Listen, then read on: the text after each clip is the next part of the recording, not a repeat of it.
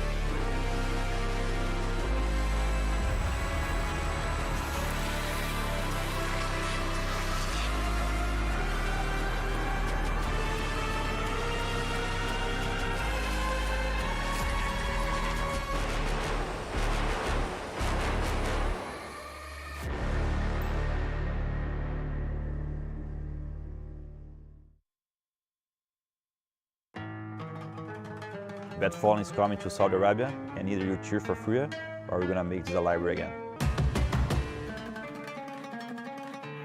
It's time to prove everyone wrong. Watch us collect and destroy other teams' hearts.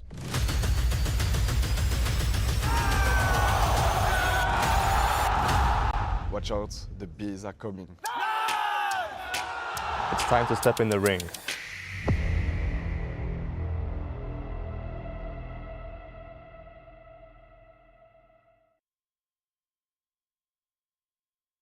Live from Riyadh is the Esports World Cup. Boy, have we got some fun for you. This is a really epic event, the likes of we haven't seen before in this space. And for our games today, I'm going to be joined by the Hawkman himself. Hawker, how are you doing, sir?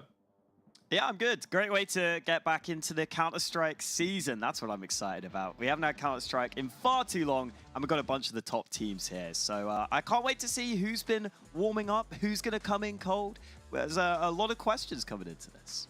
Yeah, absolutely. Plenty of answers will be found today on all the streams here at the Esports World Cup. But what are they playing for? What's the overall prize here? We've got quite a trophy. I think they've really gone big in every direction with this event, and the trophy is the biggest thing going. So let's take a closer look at that trophy. The Esports World Cup is a unique tournament and will have a very unique trophy system, consisting of keys, game trophies, the Club Championship trophy, and the totem. Introducing the key. This symbolizes a participant's right to compete in Riyadh. Each team or player will receive a personalized key consisting of the inner key and the outer frame. Winning a competition earns you a game trophy. A champion's key will be inserted inside. The frame will be placed into the totem. A physical block on display in Riyadh, serving as a progress bar of the Esports World Cup. The totem will remain in Riyadh as a chronicle of the Esports World Cup history. Those who get eliminated throughout the competition must give up their keys and see them crushed. Their broken keys will be tossed into the totem and encased in resin, symbolizing those that tried to win but fell short. However, as an additional privilege for winning, each game's champion gets to select 3 opponents' keys to be encased in the base of their trophy as an additional, more personal prize. Losers will go home with their keys replaced with a token that marks where they ended their journey. Witness history unfold at the Esports World Cup.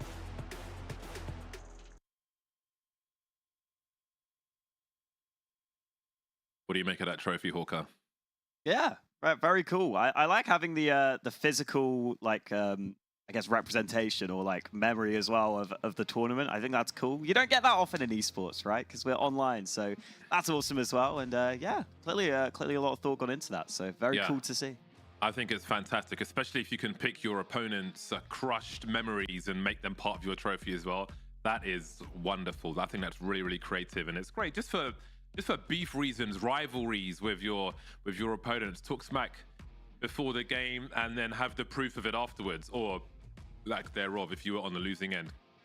Absolutely fantastic. That looks like a real trophy. I feel like sometimes with esports games, especially in Counter-Strike, we can have gimmicky trophies where they're kind of leaning towards the skins and the items in the game and so on, but a trophy's supposed to be about prestige, and that looks prestigious as hell.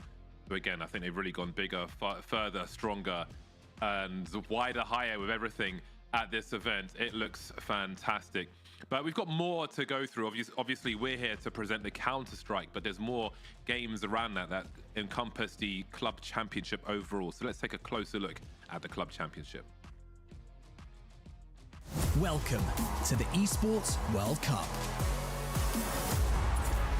Get ready for 8 action-packed weeks of competition featuring the world's leading games, where the world's top esports clubs and over 1,500 players compete for a life-changing prize pool of more than $60 million, the largest prize pool in esports history. This prize pool will be divided into 4 categories: game championships, player bounties and qualifiers, with the remaining 20 million up for grabs in our cross-game competitive format, crowning the best esports club in the world. Introducing the Club Championship. Here's how it works. Each club will have the opportunity to field its rosters across multiple titles. The clubs finishing in the top 8 across each of the 21 titles will receive points based on their placement. For a chance to qualify for the Club Championship, a club needs to place in the top 8 in at least 2 competitions. For a chance to win, a club must finish first in at least 1 competition. Once the tournament has concluded, the top 16 clubs will take a share of the $20 million prize pool, with the first place team claiming the title of the first ever Esports World Cup Club Champion, as well as receiving a staggering $7 million in prize money. The action doesn't stop here. In addition to the competition, the Esports World Cup will transform Riyadh into the epicenter of esports fandom and gaming culture with a massive immersive festival featuring gaming activations, community tournaments, pop culture celebrations, international experiences, and much more. This will be a historic event, so make sure you witness the action and see who will rise up and conquer the world. See you in Riyadh.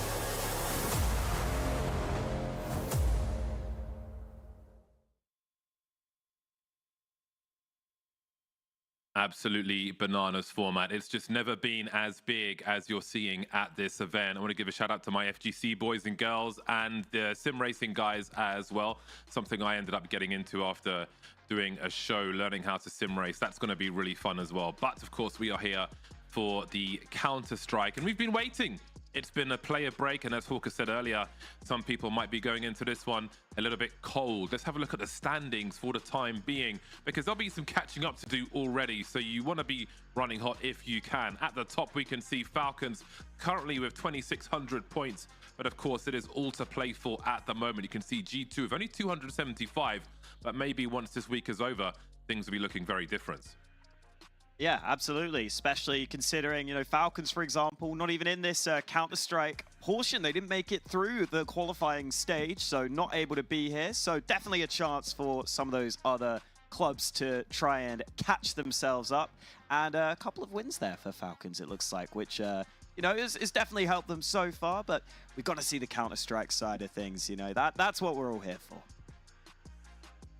Absolutely. Counter-Strike in the game, which is still evolving week by week, month by month. We've seen some recent changes for the online boys and girls, but of course we are here for some LAN action in Riyadh, and there's plenty of CS to come. Again, multiple streams coming through as well. We can take a closer look at the Counter-Strike format for this competition in a few seconds and see exactly how things will be shaking out. But indeed, the player break has come and gone.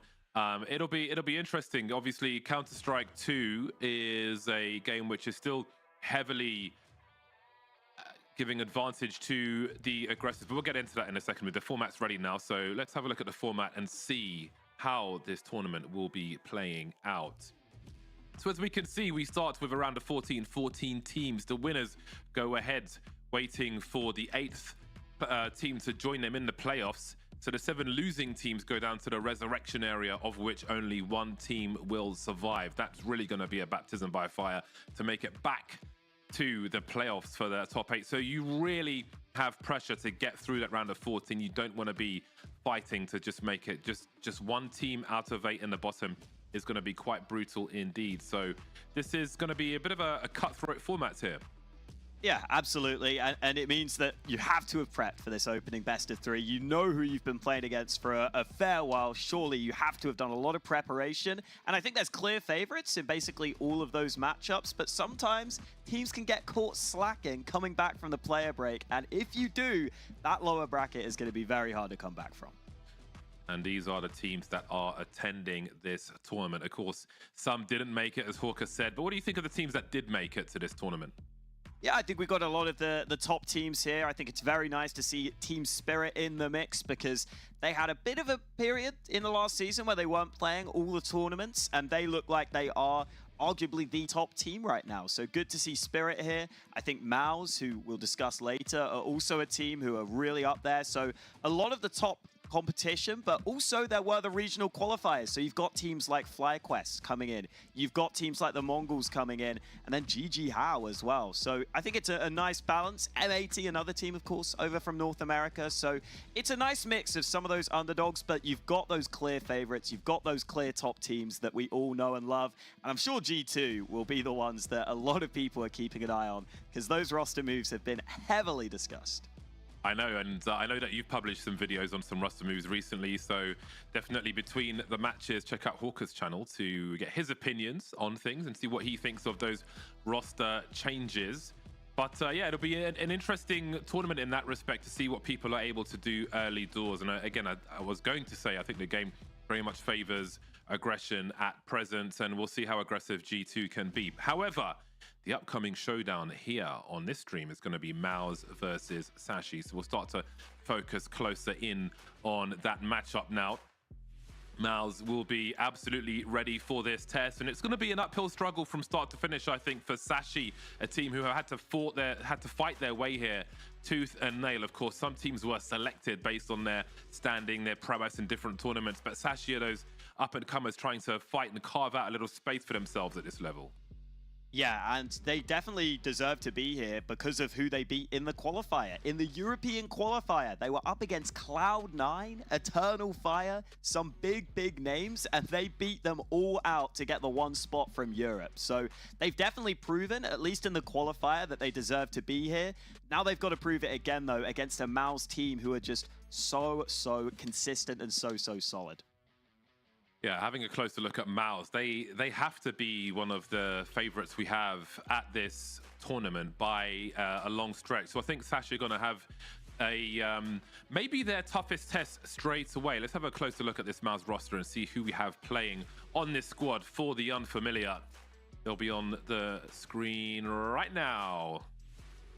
Yeah, very solid roster all round. Exertion, such an aggressive rifler. He's been really good as of late. His mechanics just look so crisp all the time. He can open up rounds like crazy.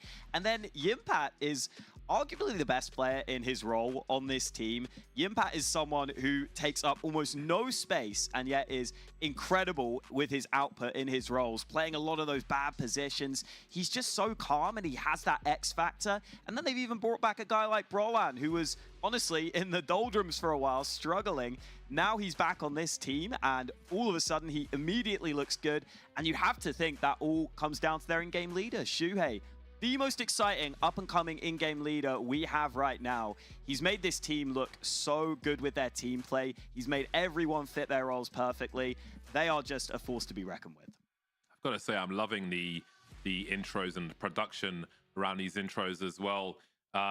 Giving me Formula One vibes, which is great to see. All the standing photos, no one with the esports pose, brilliant stuff. And the same is true here of Sashi. So it's a small detail and not fair people tuning in, but I appreciate the quality that we're seeing. Every little detail for this event so far has been fantastic. But tell us about Sashi. Yeah, absolutely. Sashi, a team, you know, you might not know all these players, but I'm sure people will know Lucky, played on Astralis in the past. You might know Mister, who played on Astralis talent. And they are a team who have a decent amount of talent on them. I love the poses. The look over their pose is great. I really enjoyed it. The hang loose pose. They're here, and listen, they are a Danish team, so their team play is very solid. They have Hunden as their coach as well, which is worth pointing out. He's someone who always knows how to get good structure into a team. So I think in terms of their team play, they will be solid. The big question is, can they hang in terms of firepower? And Cabby is probably their best player, but that's always the question for these teams stepping up. Do they have the firepower to really compete against some of those incredible MOUZ players? I think at this point as well, having Hunden behind you is always going to be a bit controversial, but you might as well lean into that a little bit, play a little bit of the villain, and you know, see if you can get underneath your opponent's skin in that respect. Absolutely worth it if you ask me, but we'll see if he does that as the competition continues. Definitely a good matchup. I think it's a promising matchup for our opening match on this broadcast, especially. So I'm really looking forward to seeing what these Sashi boys can do. We're going to be getting into the vetoes now to see where these teams will be playing. This is a best-of-3 format, so let's have a look and see what these teams have selected. Dust2 out the doors immediately, Hawker. Yeah, a bit of a shame for Sashi. I think as the underdog, sometimes you want to float that newest map in the pool, that Dust2, because I don't know if MOUZ would have picked that, but they just banned it straight away. That super polished map. Nuke then. Nuke picked by Sashi. That's quite interesting. One of the more technical maps. What do you think of that? Do you think this is a brazen pick? Yeah, it feels like it, because Nuke is normally very solid for the MOUZ side. That is a bit of a surprise to me coming in here. And then we get the Ancient coming in on the MOUZ side of things. I think MOUZ will be pretty happy with this. I think the problem is MOUZ just have a very solid map pool all round. And then they get to ban Inferno in the second rotation, which MOUZ is the map they normally lean away from. I thought Sashi might go for that, and they get Mirage as a decider. So I think MOUZ are going to be happy with this, but honestly, they were going to be happy whatever. Their map pool is just so good. Yeah, that's going to be quite interesting. Love to see me some Mirage as well. We're going to head to a break. When we're back, it'll be time for the first map of the series. We'll see you soon.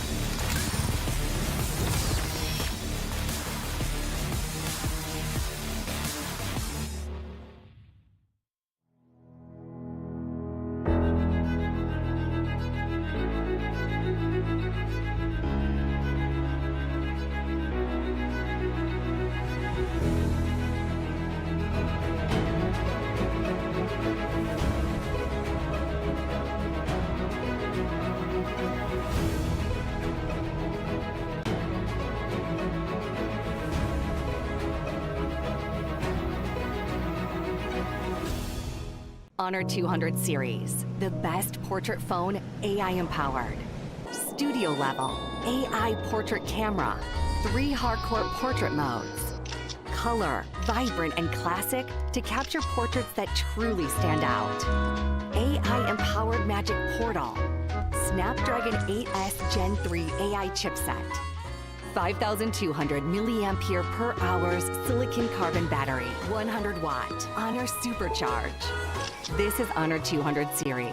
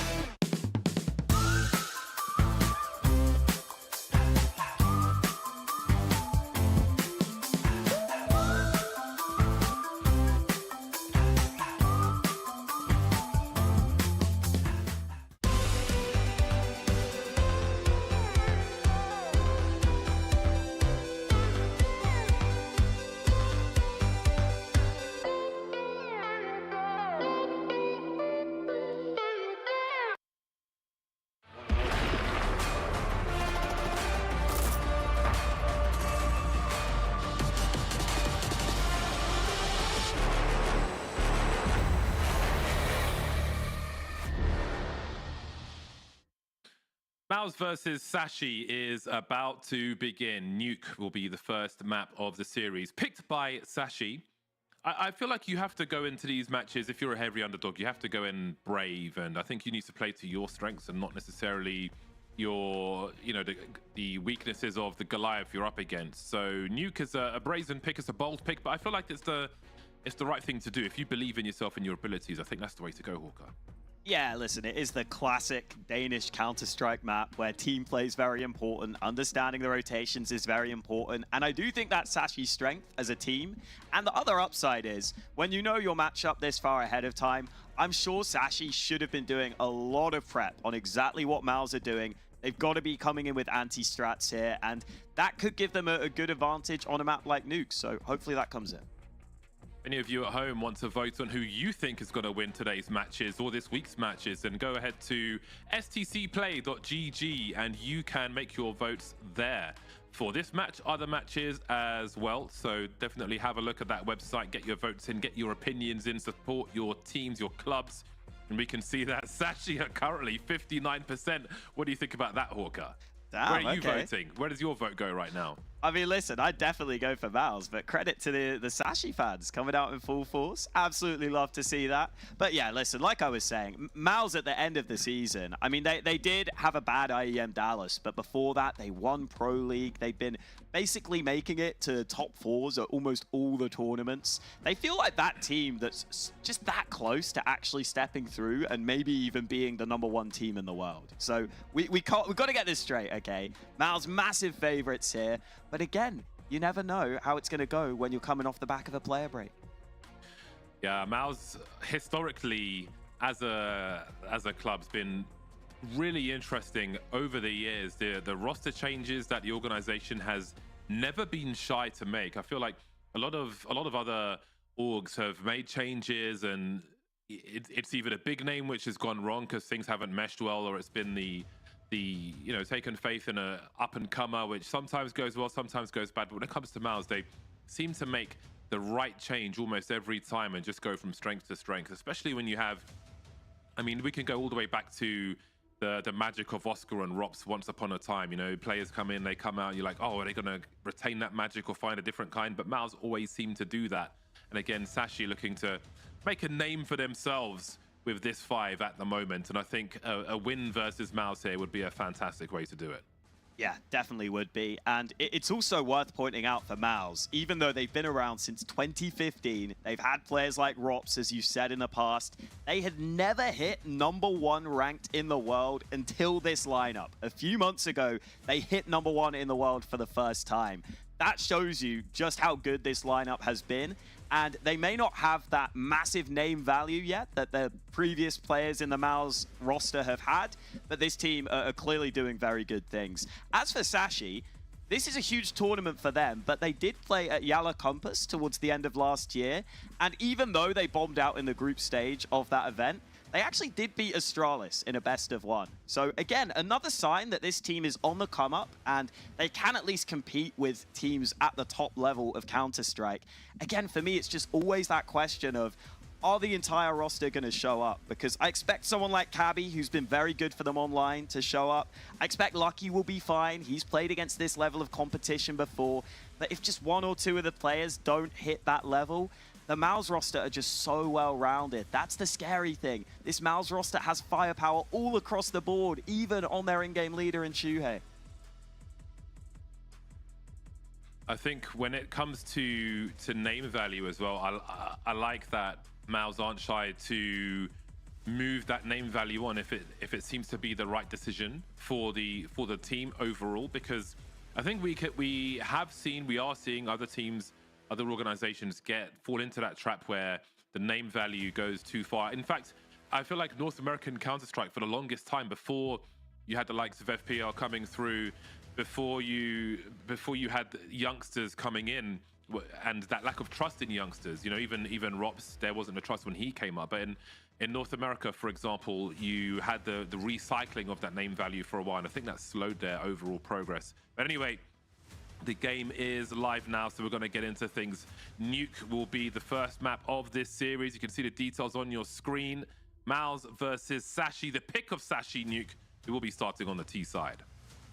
Would be impressive if MOUZ have actually called a tactical timeout before the first pistol round. I'd be impressed by that.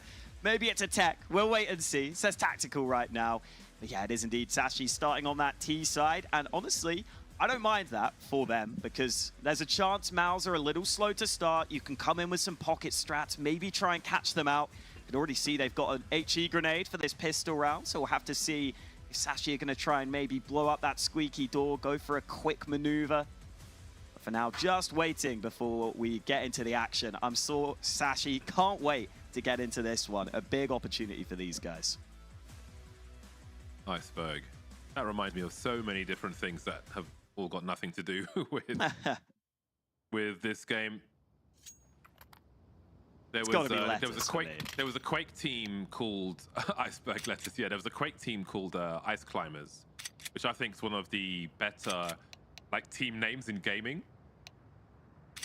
I love team names that, you know, we have a lot of things that are based around animals. There's a lot of bulls, polar bears, not a lot of polar bears, but there's bulls, bears, other big animals, but something like Ice Climbers I think is pretty cool.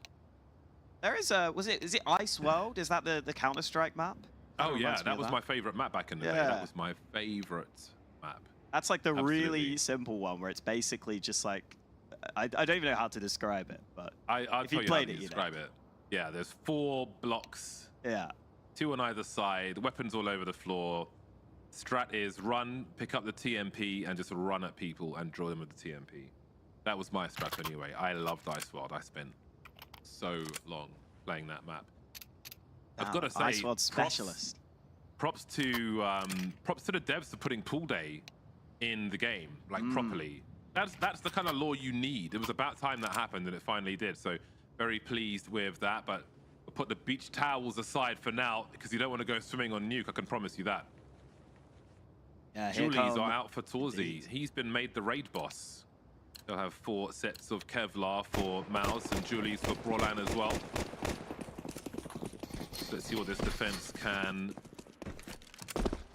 offer this Sashi team who starts on the T side. Again, the HE will be very curious for Iceberg. Got that P250 out for Mister, so that gives Sashi that chance to challenge at long range. You can get the long range headshot at Yard. They're allowing him to have a look initially.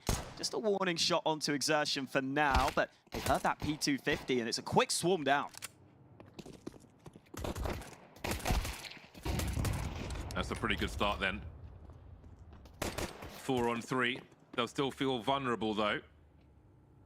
Mr. Rounds can turn on a dime really quickly. Minute 10 on the clock as Torzi sees something. We're trying to hold the same position for too long. That's 1/3 of the information he needs though. Still need to win the duel. You can see Iceberg is coming in for support. Surely Torzi's heard some footsteps there. trying to combine together to drop a frag. It's slowly trying to outmaneuver each other. Iceberg trying to creep in now. In fact, taking a lot of damage. Torzi trying to find the right time to peek. I want to play off of his teammates if he can. That looks a bit awkward though. Lucky will get dropped in the meantime. It's down to Quez now. 1 versus 2, made 1. In fact, with 20 HP, he needs to avoid all the bullets really. Looking to hold that defuse, but Quez will deny him immediately. And there's Sashi with a big pistol round on the T side. Wow, an ace from Quez to start this map off. Sashi will be delighted with that. And it's, yeah, that quick swarm on towards Yard. Really nice quick play from Sashi there. They just close the distance so quickly, using that P250 on the long range angle so that those Glocks can then just sneak up close. But of course, we got that force spy coming right back from MOUZ, so no rest for the wicked. Sashi, you've got to stay focused here. There's still plenty of weapons and plenty of firepower on this MOUZ team. Starting with a statement, an ace versus MOUZ. That is the confidence we were looking for. It goes beyond the pick then. But now they need to survive against this force spy, close the distance versus that scout. Cabby and Torzi both tagged. Mist is closing the distance though. So we'll see what he's able to do. And rounds like this will be a great measure of what Sashi are capable of, especially if things go a little wrong for them. MOUZ will be no stranger to a round such as this. If you're Sashi, you don't want to second guess yourself. Your opponent is dangerous. You don't want to give them too much space though. With the minutes on the clock, timing will be key. We'll keep an eye on how Sashi move around the map and close the net with the time they have. MOUZ being very proactive. Not going too far though. They know the dangers that may lurk. But how do Sashi use this time? They're starting to go in now. Very important. Oh, has he seen the play below him? Just in time. That's so key. You don't want to lose that AK-47, but oh, he realized he could be very vulnerable there to a two-man peek and somehow keeps the AK alive. He'll do even more than that, dropping Broland. That was very dicey indeed. And again, Sashi not afraid to take those brazen plays. Yeah, good to see he had that awareness as well to realize I've got to get out of here. Lobby's been lost. Too many different angles you can get swarmed from, and they already had the A site at that point. So good map awareness from Quez to just get the hell out of there. And you can't be hunted down because you just wait at the top of the ladder. That's a nice shot from Exertion. Something to be recovered here for MOUZ. The force spy unsuccessful, and Sashi so far showing a good ability to get that yard control and really make the most of that as they just wrap around into that A site, slowly work their way into the best position possible. And yeah, that actually is a very well converted round from Sashi, and that goes to show what we were talking about. They've got some solid fundamentals on this team. Yeah, rounds like that are where you can measure the depth of a team. Again, starting with a big statement, Quez now 7-0 in these first 2 rounds and continuing, avoiding the force spy, having that spatial awareness to realize that maybe the pinch was coming. He could sense them and they were on the way, keeping the AK out of the hands of the CT side. So far, so good for Sashi. And for me, all right, we'll talk about it later. That's a good double dig from Broland. Certainly something, although they're not really holding too much in this round, of course, MOUZ, as they need to stabilize their economy. But what I was going to say is that, you know, if we're going to look at storylines and threads going through a match, for me, it's the underdog and how much of a match they are for MOUZ, where the weaknesses may be. With some teams, we see them falter in a round like round 2, where the more experienced team unit has the force spy, etc. But Sashi so far survived that test. We look to the next one, which is maybe hit here, an early 4 versus 5. Perhaps not all the map control they would like to have at this point. And with more men on the ground for MOUZ and time getting closer to being on their side, how do Sashi deal with a test such as this? The utility not here as strong for MOUZ this time, so denying yard will be difficult. Exertion just giving some warning shots, but he will be forced back. They are still delaying though. 40 seconds left for Sashi to make up their minds. They're only now getting yard control. That molly will slow them down further. They've got really big problems here. MOUZ have contained them. They'll finally lose one player on Exertion, but they are giving them so much time pressure. Sashi are going to be forced to take gambles. The scout runs distraction and Broland pops out. It's classic, it's vintage, and it is working. 18 seconds on the clock now. 2 more CTs to find. Finally, an advantage for Sashi. They've got position to plant for main. surviving this test so far, way better equipped. There is Kevlar on both these MOUZ players though, but Torzi's got to find the headshot with that scout. If he finds lucky, that is. Mr. and Cabby will be a little dangerous on their health. And now Yimfat, last man standing, made a sound with the ladder and they know exactly where he is. So it seems that Sashi will survive another test, but again, MOUZ made that as difficult as possible, just slowing them down on that outside area, re-emerging from Secret, forcing them to play against time, and yet Sashi still survive. Yeah, MOUZ just doing a solid job at really stalling that round, and that goes to show, if Sashi don't get that immediate yard control, they may have some issues here. That's where some of these less experienced teams can struggle sometimes, in those moments where suddenly you realize, oh, the time is getting low, the time pressure's on. They do manage to recover on this occasion, but in the future they'll be up against the full buys. That will be much more difficult to deal with. Speaking of, AWP is out for Torji. It is that full buy for MOUZ. This is their first chance to really get on the board.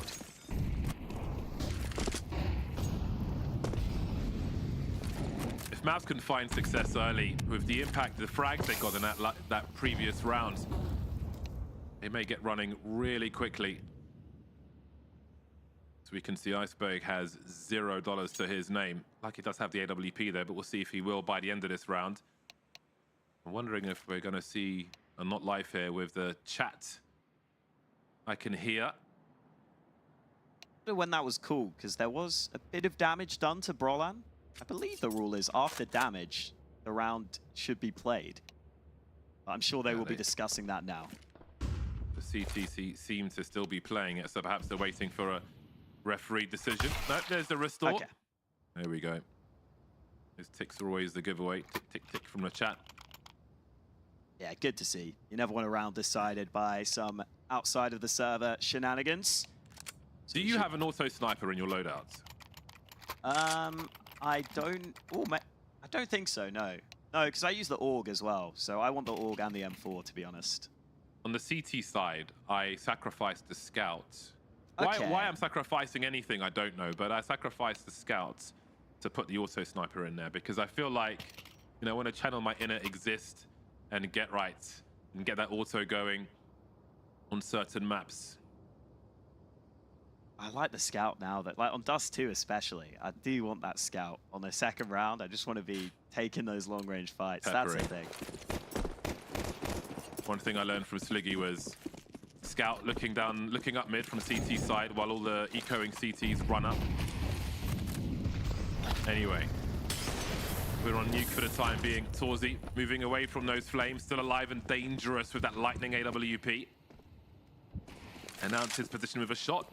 Who knows where he'll be later though. Minute 30 on the clock as Brolan is dropped through the smoke. That's a big early 5v4 for Sashi. There's so much time for them, but the numbers will be even by exertion. Yeah, it looked like Brolan was maybe caught in the back from Squeaky there. It was hard to see in the midst of all the chaos. Either way, that frag has been found back. So a bit of a disappointment there for Sashi not to get that clean man advantage. They're still in a good position. Trading into a 4v4 means the CTs are spread more thinly and they have Iceberg down lower. The question is, how do they make the most of these positions?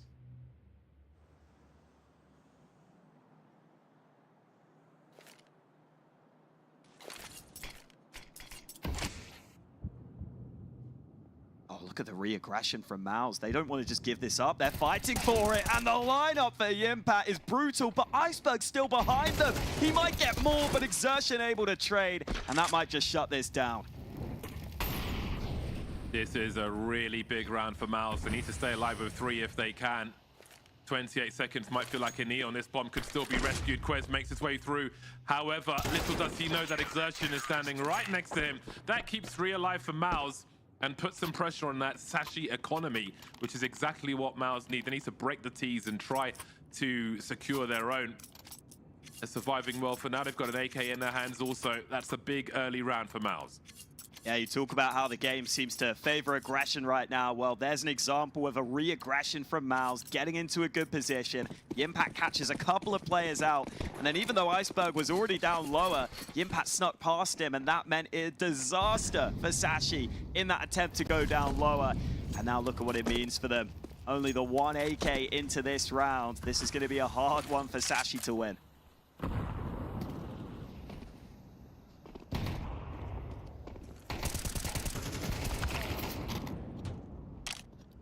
Ooh, that's a good start. So far, though. yeah, these, small sample size, but another early 5v4 for Sashi. Those stats tend to bode well for a team.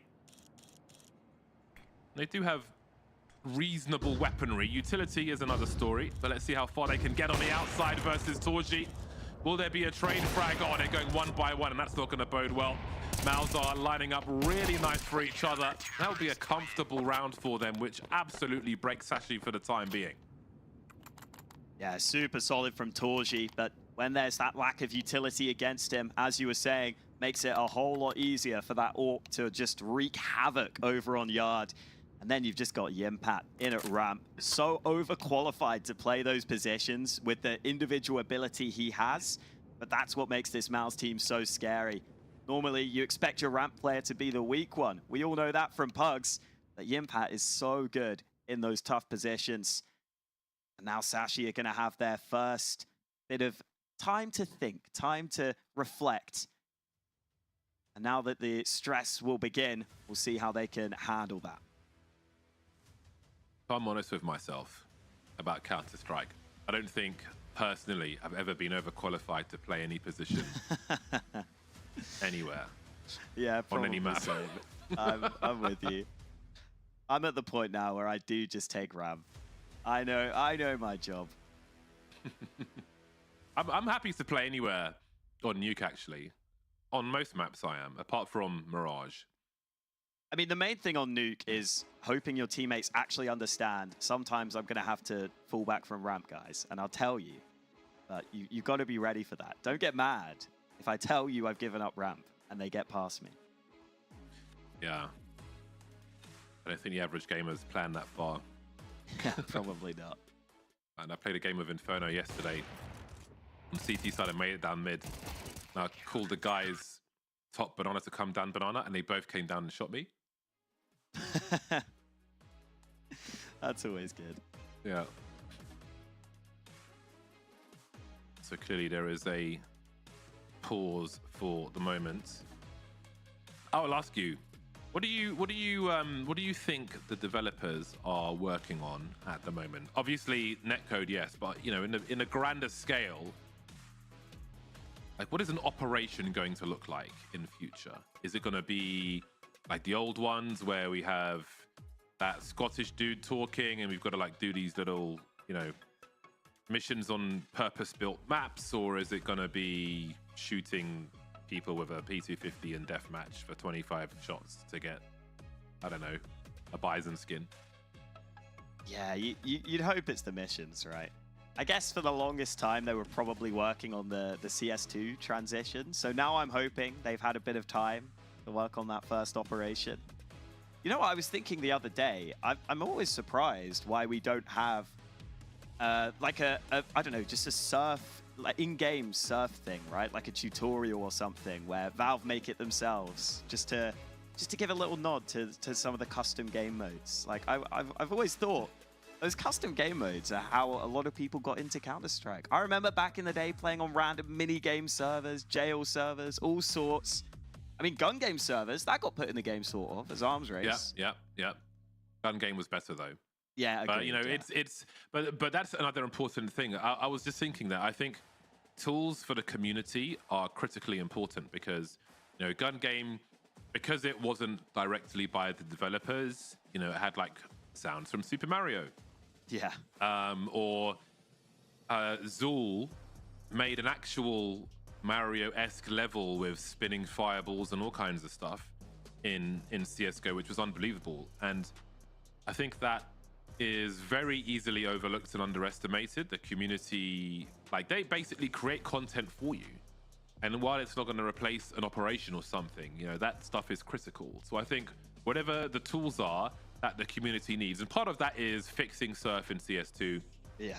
Because there are bugs that are more severe than they were in CSGO with how surfing works, etc. But you know, those things are more important than people, well, than perhaps the developers may think. I think that stuff is quite important, especially when it's going to take you a long time to develop something like an operation, if that's what you're doing. Like allow the community, like Lily Q is doing God's work with all the custom stuff that she's making, but the wider community, I think, needs more tools as well. So there's a delay, there's an issue which needs to be resolved at present, so we are going to head to a break. When we're back, the game continues. See you on the other side.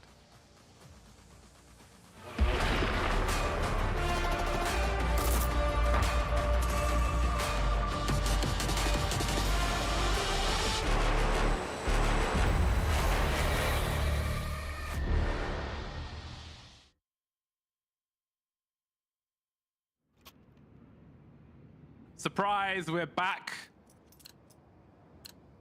Let's continue. 3-2 to Sashi then. Problem solved, and that's what we like to see. It'll be the Glocks for this round.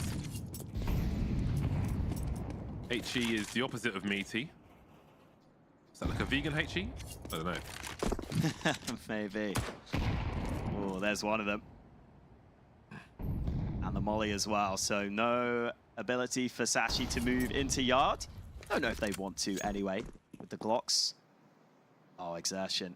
Listen, he's aggressive at the best of times, so we'll allow Exertion to hunt these ecos, especially with the MP9. He wants that bonus cash. Might not get given it though. Uh-oh.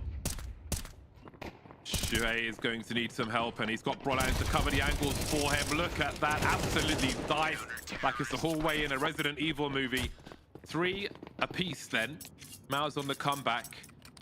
If you're at this point as Sashi, obviously that was an eco round, but the guns are coming out. How many rounds are you aiming to take away from the remainder of this half? Like, sure, you can say, oh, all the rounds, but I mean, realistically, you may not win all of them. Most of the time you won't. And it's good to have targets. So, like, is 5 rounds satisfactory, or what are you looking at? Yeah, I think it's tough because when you win the pistol, you kind of move your expectations already. You probably expect a little more, especially considering they would have come in and had a lot of prep for this map. But I think you do have to be realistic and say, listen, yeah, if you get 5 or 6 rounds, you come away with that and you're happy with your ability going forwards. And to be fair to Sashi, it's a map where they do have a solid win rate. 71% in the last 3 months. Against lower competition, you know, those online European teams are definitely strong, so can't count them out. It's actually a map they've beaten Cloud9 on a couple of times in the qualifier, and Eternal Fire as well. So sticking with their strength. This round, though, 3 Galils will not be ideal, but at least they've prioritized the utility, which is so important on Nuke.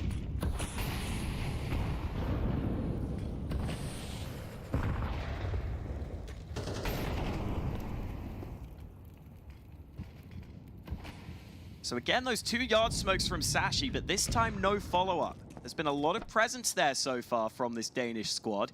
This time we might be on for something different. Looks like an execute might be offered to the A-bomb site with the Iceberg lining up some grenade through the smokes they go. Do they have the chain flashes as well? One spotted towards heaven. Brolan dropped first. Shuhei waiting for his time to strike, and that's critical information with the bomb. 4 on 3. MOUZ are holding 4 now. Shuhei moving in now, trying to get some pre-fire going. Maccabi will trade. Now Mister's the only one standing. Torji is hunting. What else is there for him to do? A minute on the clock, and Torji doesn't need more than a second to drop him to the floor.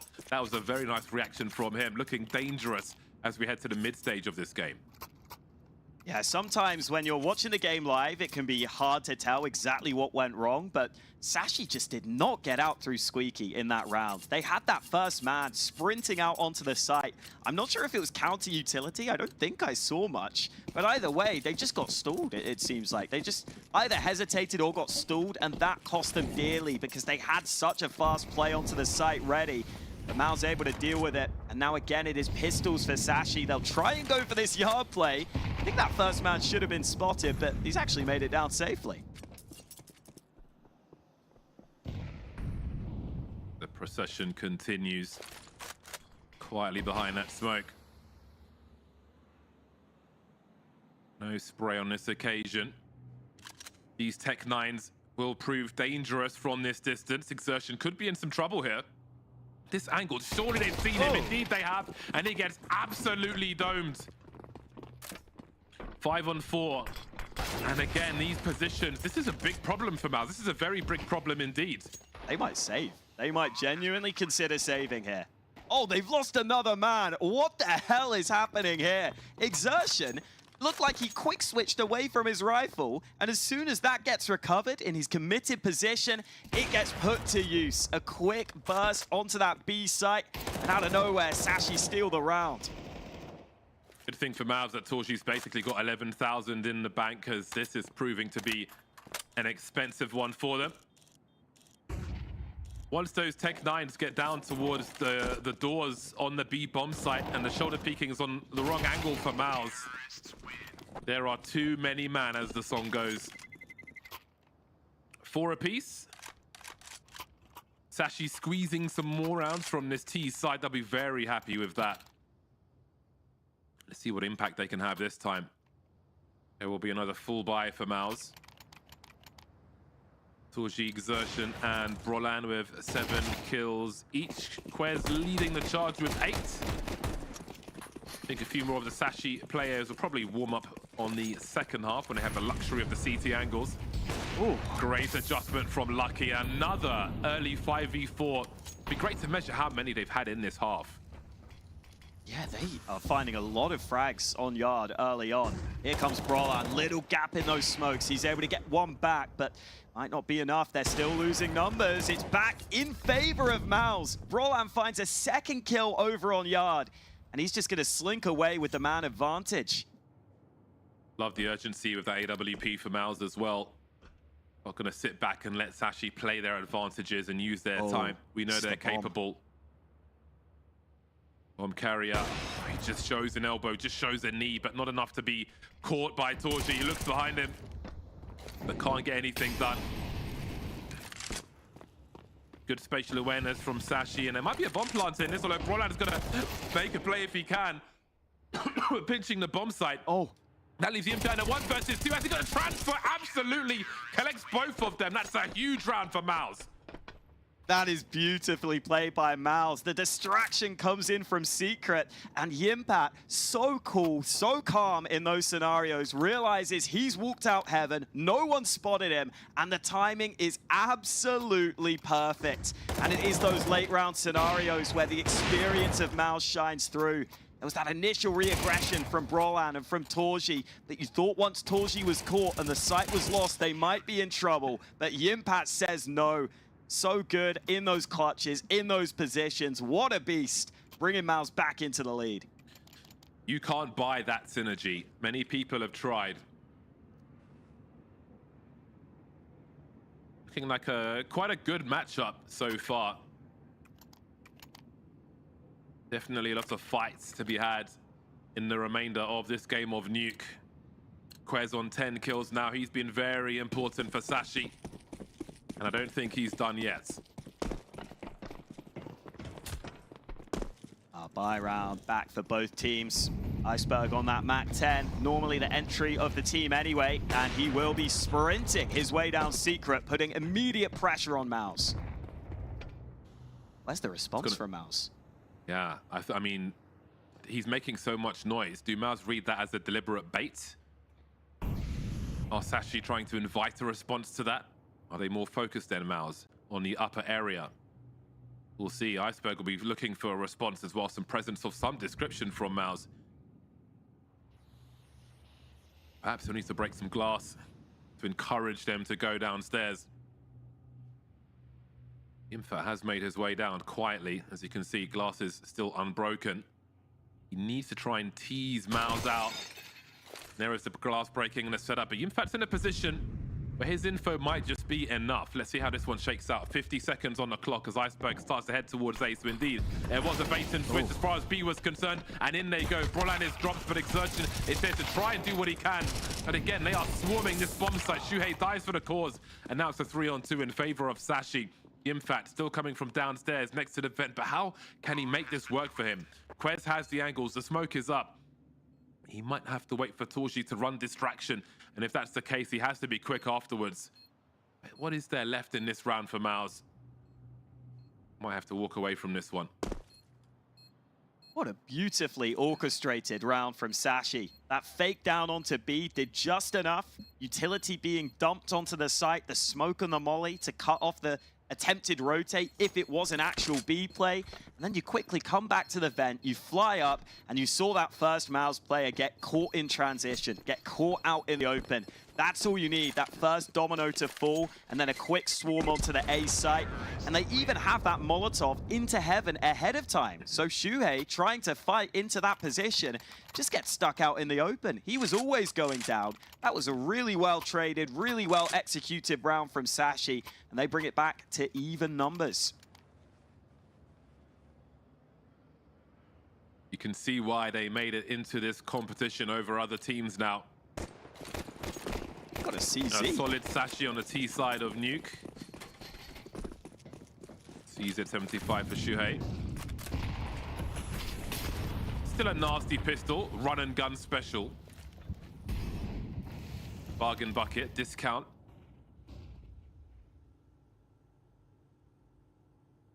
He's been collecting the vouchers. Elevation won't be enough for Quez, still caught by Yimfat. That'll be enough for now. They can retreat with that. Only one player shown, maybe two hurt by Cabby. Don't know what they can do with that information with only 4 players alive. Oh, Shuhei getting caught. That was a long-range angle by the looks of things with that CZ. Never had a chance in that fight. I think he was trying to reposition after the man advantage was found into a safer spot, but instead, he gives away his life. And now Sashi, with a minute left on the clock, happy to run down that clock. That's a real shame for MOUZ. They switch things up by going for a proactive move. It goes against them. The Sashi are taking a little more time to get into position in this round, and we did see them struggle a little when the clock run down later in the previous rounds. Let's see if they can get over that this time. I don't think Brolan just saw that player. 2 smokes, now 1, and the molly. Iceberg was creeping outside with his flashbang. Most of the utility was inside, but again, the timing of that smoke on the ramp thwarting Sashi. This one will be painful. They don't have time to clear a bomb site if they get that far to plant the bomb. So let's see what they can do. The 2-man setups from MOUZ, wherever they are so effective. Great synergy shown once again by MOUZ, shutting Sashi down. Yeah, solid 2-man setup on ramp there. No way through, no way past that. And again, once it gets into the mid and late round, once the initial plan from Sashi goes awry, you see that those follow-up fights seem to be favoring MOUZ. Roland just on that shadow advantage over at Yard, always an easy kill for him. And then the plan from Sashi, never able to be accomplished. So last round of the half, Sashi at least have that 5 rounds we were talking about. They'll be looking for a 6th, but their buy is slightly weakened.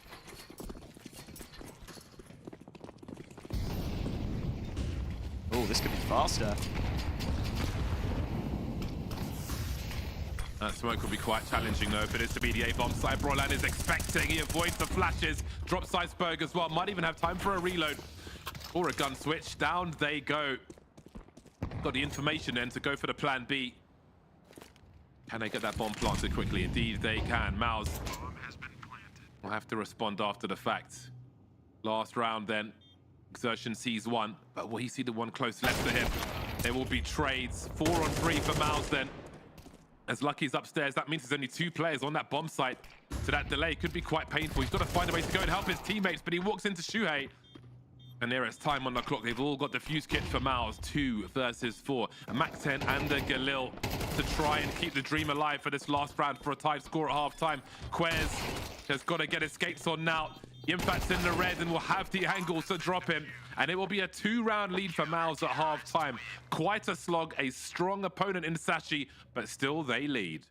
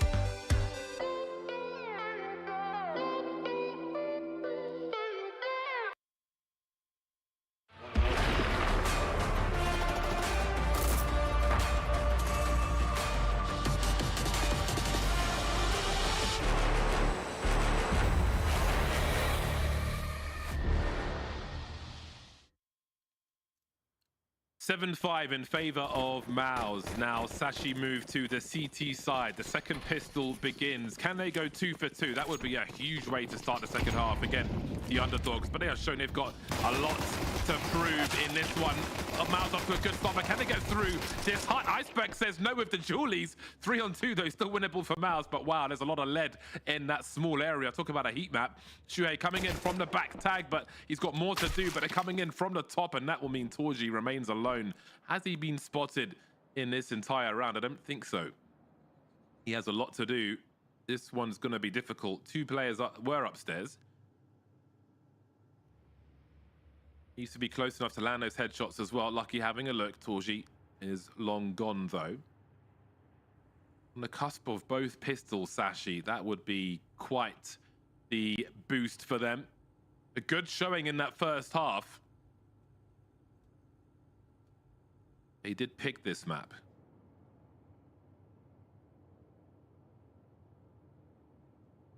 Was he in the clutch then? Needs all 3. 40 seconds is plenty of time. Seems there may be no eyes on the bomb. Does he assume someone's on the roof? There's no challenge as he collects it. Now his options are available to him. Will anyone check for that bomb? Oh, that's an instant headshot from him. And now he can make a beeline towards that B site. And he will indeed. Surely there's no one there. There's no reason for someone to be there. Burst fire just in case. Absolutely no one there. 15 seconds on the clock. Let's go. He's found a way to make this possibly work. One on the ramp, but where is the other? He's got the information now. He can find those 1v1s. How do they close the distance? He's out in the open, and he will eventually get dropped. A noble effort, but it will be taken by Sashi. Yeah, and still, Torji at least gets the bomb plant out of that, which is a big win for MOUZ into the upcoming round. It gives them that chance for a force buy if they want it. And it was really well figured out by Torji there that he could sneak away with that bomb, that he could sneak in with the plant.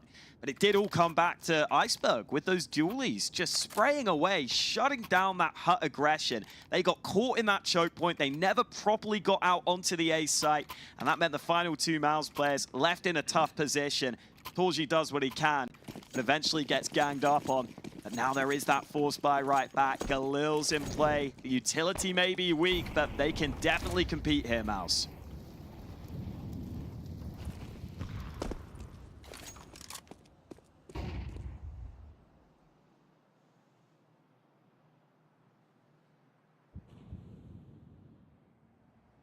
This is one of those buys, isn't it? 3 Galils, 2 French guns on the CTs.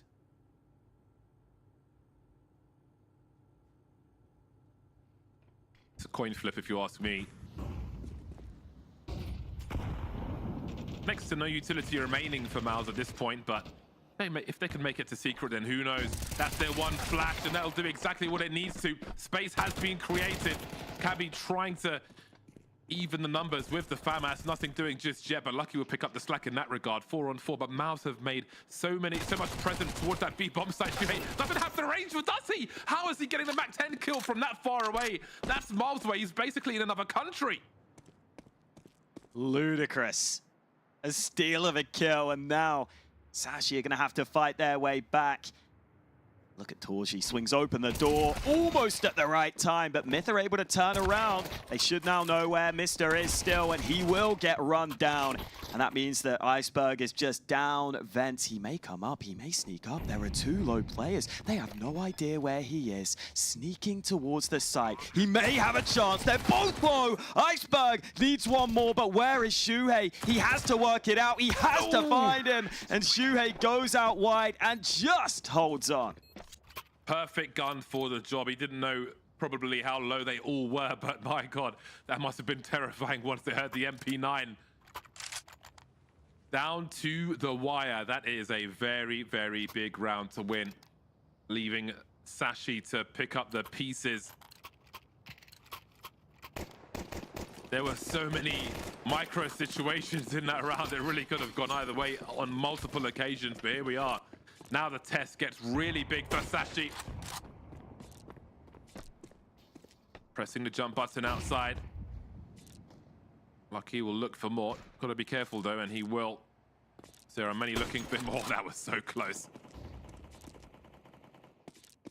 I beg thee to go for a wall bang.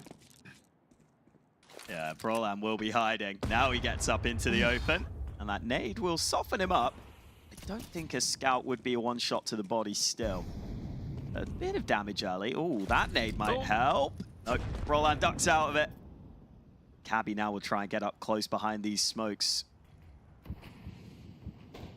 I don't think he can do anything about the secret play, though. Footsteps heard. They know what's compromised, and they have some time to respond to that. No smokes remaining for Sashi, though. Always a strong weapon in a round such as this, but so is a 5-7.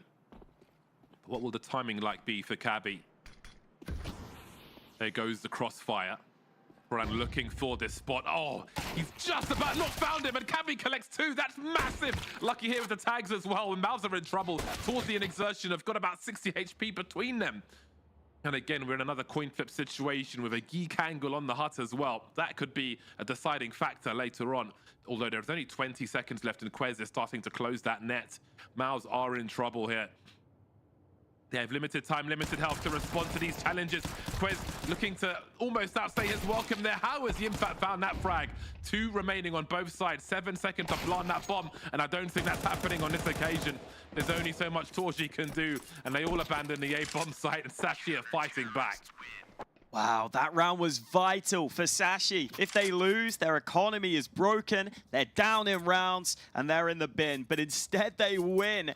And the stalling on yard is what it all comes down to. MOUZ just get solo on the clock before they really have an end goal. Overlooking that one angle from Cabby. And fair play to Cabby. He's someone who is meant to be the standout player on Sashi. We haven't really seen that so far, but he got that incredibly quick second kill. That made a massive difference there as MOUZ tried to move in from yard. And now it's MOUZ's turn to continue the force buy wars.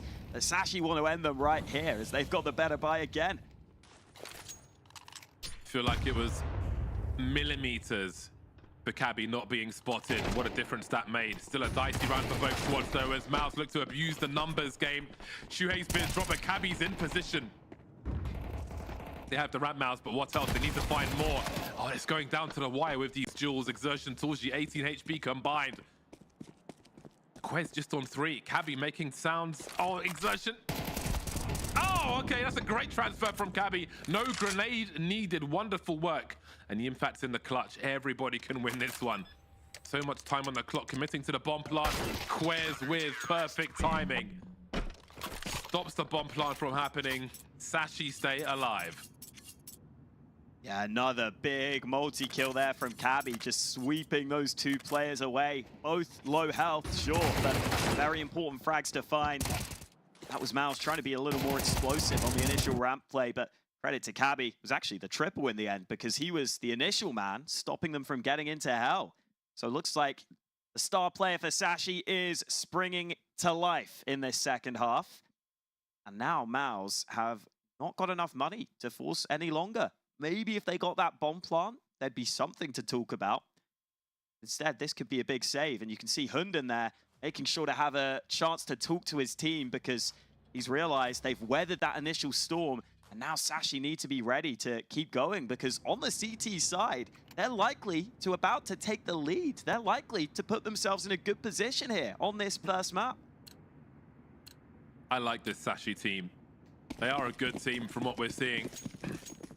The choices they've made, both in maps, in dicey situations, in pacing. They're a team with depth. MOUZ a team with shallow pockets for the time being. Should be a nothing round for them. Any impact they can have, any frag they can somehow find in this one could pay off because as we can see, the coffers on the Sashi side post-buy are very low indeed. Any rebuys you can force here can pay off later on. That's one of the great tasks of the T side on Nuke is just chipping away consistently at the CT economy until you break them and then the game begins. MOUZ have to keep them as poor as they can. Every frag counts.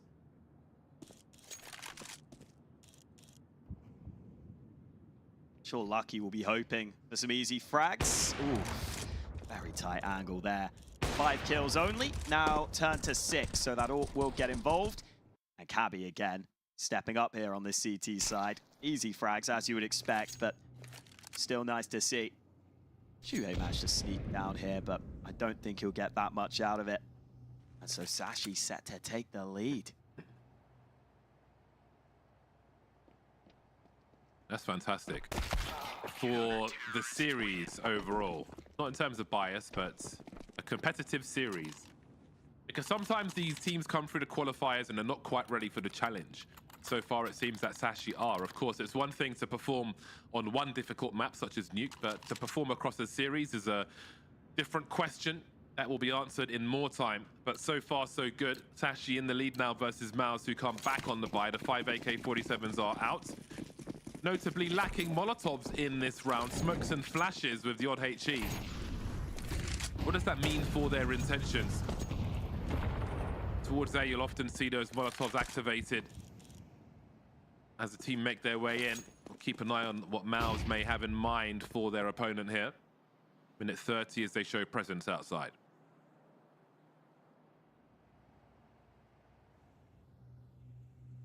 Willing to play patiently, but now those smokes will emerge, and look at the CT defense. They're trying to deny this. Iceberg comes up, he gets one. Eventually runs out of ammo, but MOUZ need to get down before those smokes are going to cause an issue for them. They will be able to do so without the bomb right now. It's Torji and Brolan leading the way, and Shuhei a little too far behind with that bomb. He'll look for the fight, and what a shot that is. Got to get his skates on. It's against the AWP. Really nice work. Not sure if anybody heard that rotation with the bomb, but perhaps they'll assume the compromised either way. Very aggressive response to those smokes outside from Sashi. And Yimfat, again, down to the wire. 1 bullet away from death, but he will hold position and do even more than that. He creates new options for them. Does he check the A bomb site now with those 2 frags? That is a giant hole for Sashi to try and fill.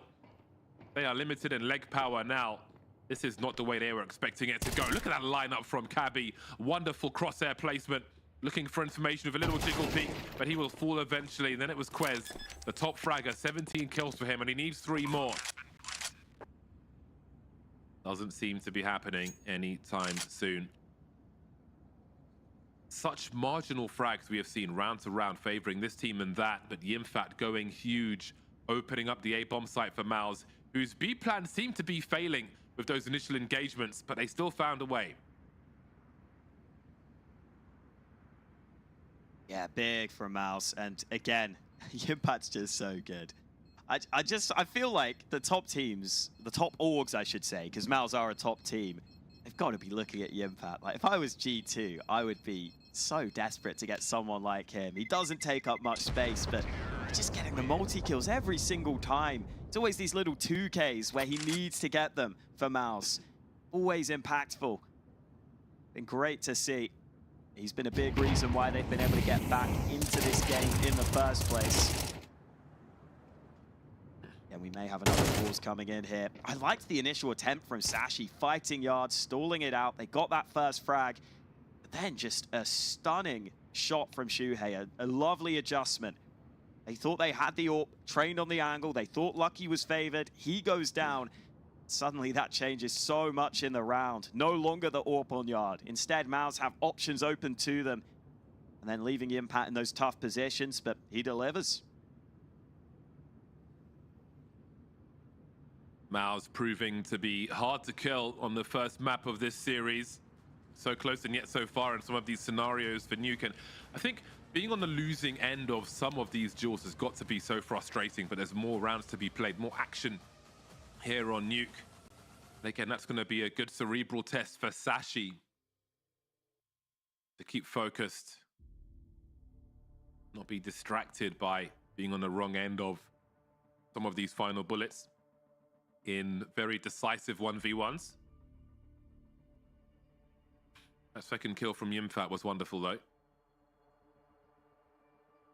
9 rounds each. First map of the series, Ancient and Mirage to follow.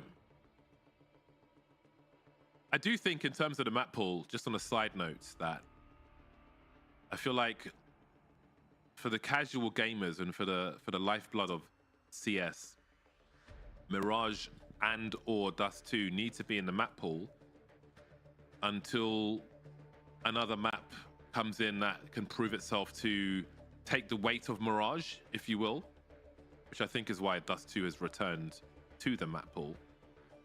Maybe to see how it does and if it's safe to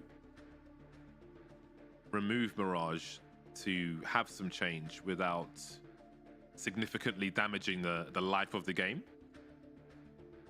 And I presume were that to fail and Dust 2 to prove not to be the one, then Vertigo would be replaced for something and Mirage would remain.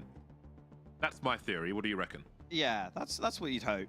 The problem is, I was always thinking that Overpass is a map that kind of just... It just makes so much sense to have in the pool because there's just so few maps we have like it. It was such a different map. I thought it always justified its own place just because of how it played so differently to everything else. But Obviously, that's gone now. Sure, we'll get it back at some point. Crazy decision, if you ask me. I agree. I thought Overpass was so fun, like the different elements you get, and I always want there to be those maps in the pool where they're just so different, and it's a completely different challenge for teams to figure out. Yeah, like a train, I think. Sure. They're not the same kind of map, but I mean, they're similar in the fact that they're so different to everything else. Yeah. Absolutely. But we'll see. Fingers crossed for the future. I suppose Vertigo is one of those, but bad. Yeah, that's the problem. Exactly. All right, all tied up, but back into the action. Lucky on just 6 kills. He's got that ult back out. Would like to see him stepping up here on this CT side for Sashi in such a close game. They could use his ult presence on the server.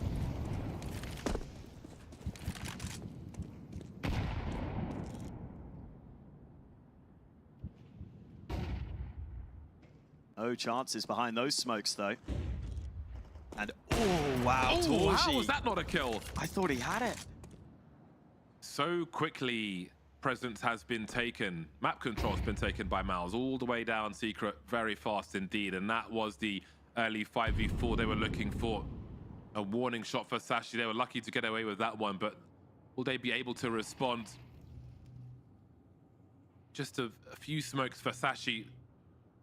They might be enough, though, as MOUZ have got so much time to wait for a response. But now there's a lot of chat, and I start to wonder what that might mean. No one's taken damage yet, so what is going on?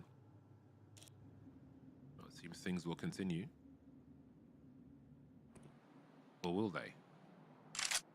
I'm not so sure. 40 seconds left. I feel like this might be a not live Hawker.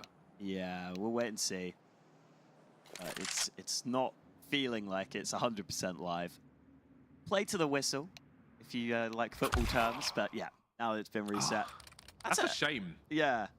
That's a real shame for how much MOUZ had, but maybe, well, who knows? I don't know what the issue was, but with how quickly they took map control and how much time they had to play with, it's unfortunate that a round like that is one that has to be reset.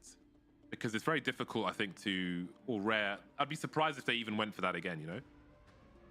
Yeah, absolutely. And it looked like it may have been a MOUZ issue, so that makes sense as to why they, you've got to call for it if it is a tech issue. I think I saw a monitor getting adjusted. So hopefully we get that sorted ASAP, because this game is delivering right now. It's a really close one. It's been really enjoyable to watch. You do get that feeling that as much as Sashi have played really well here, in some of the close moments, in some of the tight rounds, that MOUZ experience has shined through. And even though Sashi have done well in winning the pistol rounds, for example, I do just get that feeling MOUZ might have the edge in some of the tight rounds here. And if that happens, I could see them just getting over the line. And it would be a shame for Sashi, but maybe that would be a learning process if that were to happen. But maybe they can prove me wrong. I also think it would be nice for Lucky to maybe switch things up with the AWP at some point, because he's been at Yard a lot. And if he were to go for maybe, an aggressive move into Hut, just something a little different, it could give a different angle to Sashi's game.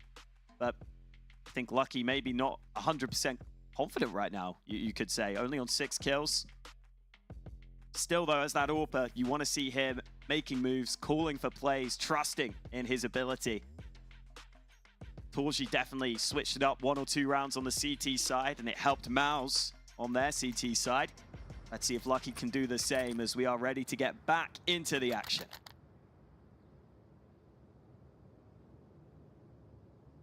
Unfortunate reset at a critical time. Let's see what MOUZ have in store then. In round 19, take 2. Now they could offer the same early execute, but will they put the same footwork behind it? I'm so curious. Doesn't seem it'll play out in the same way then. By about now, they had people down secret. On this occasion, They're on a 4v5. This is a promising round for Sashi. Yeah, there were no kills or damage in the previous round. There was no guarantee who would win it. Of course.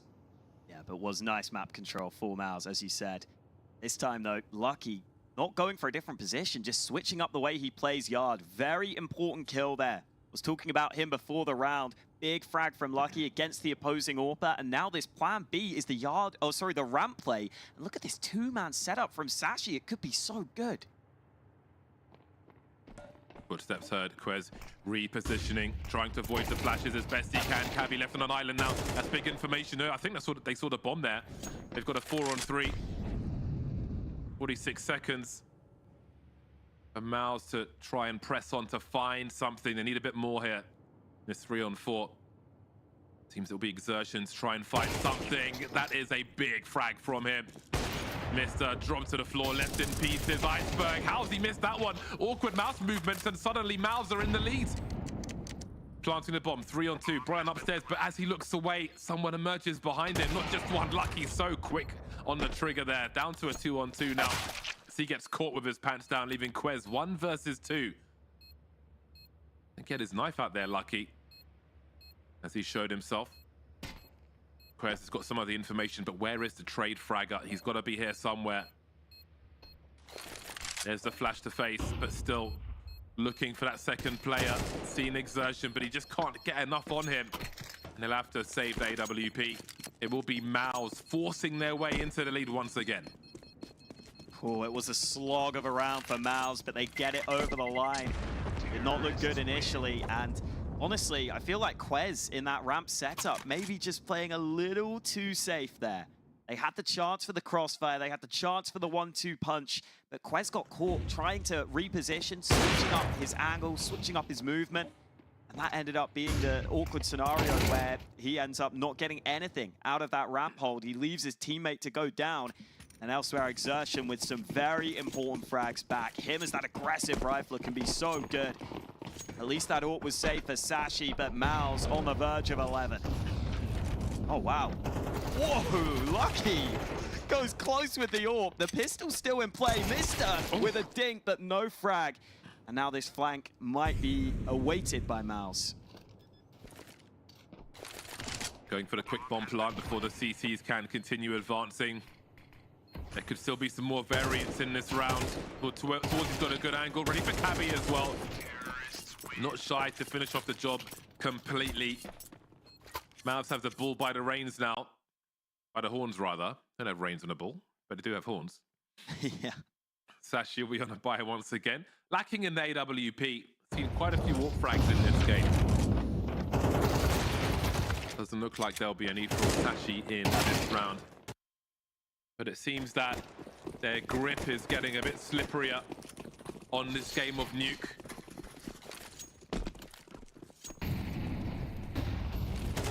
They've really put the pressure on MOUZ. And yet MOUZ is still delivering. Iceberg lucky to still be standing.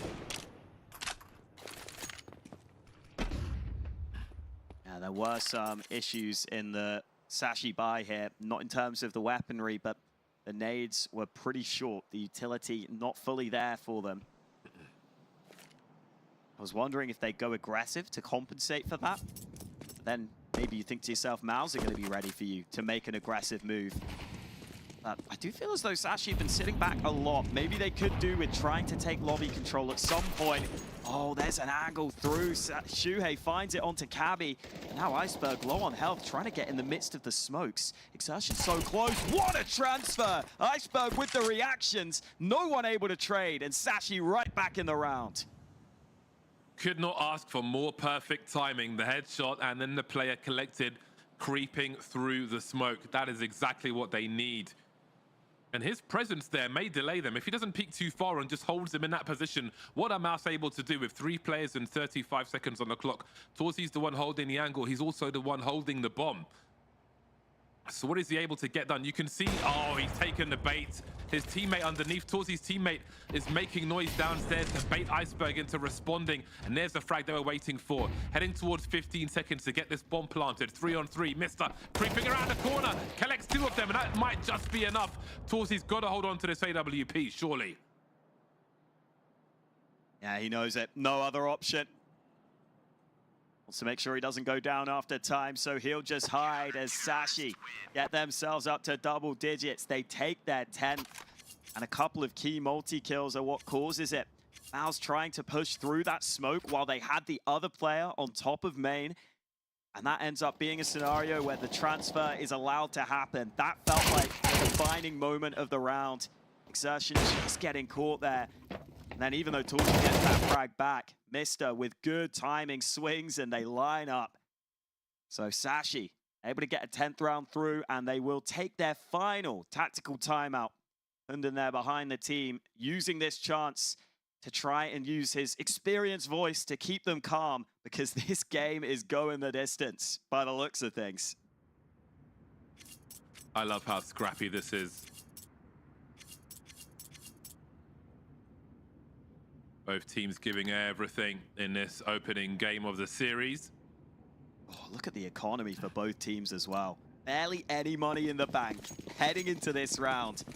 This is a massive round. This might just decide the map.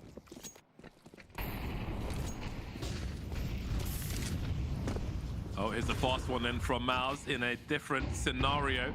Lucky will be focused on the smoke. There's a bit of a gap there as well. Does that run distraction? Look at the double peek from MOUZ. Wonderful synergy, but Lucky is here to clean up and hold some map control for his squad. Yeah, unfortunately, you get that first kill, but with that second player on yard, the first man there just jumping round is never going to be traded. And look at Quez, another player on yard, not expected. Quez takes 2, and suddenly MOUZ need a way back into the round, and Yimpact can't find it. Iceberg shuts the door, and MOUZ unable to win this round. Sashi are about to tie things up. I don't think we see a bomb plant here for Shuhei. They're going to be in so much trouble, MOUZ. Does he try and take weapons away from the CTs, keep them spending as well? He's got time, but no more HP. 11 apiece, but it's not equal in terms of money. Opportunity. Even Yimpact couldn't find a way to get MOUZ back into that round. And they are in trouble now on this first map. Yeah, the start looked so good for MOUZ, but then the Sashi setup just seemed unexpected. Having that players on yard and also the man down secret. That player able to just sneak in and catch both players off guard from MOUZ. And that one little switch up from Sashi makes all the difference. And now, MOUZ do not have great money leading into this round. They take a timeout because they need to talk this through. They need to figure out what they're going to go for in this round.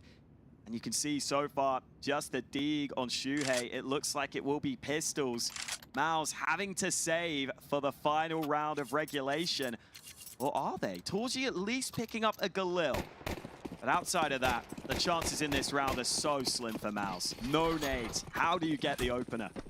I feel like I was looking for multiple Tech 9s, maybe telegraphing a play towards B, but there's just the one. The pots and pans by whatever was available in the local village fate.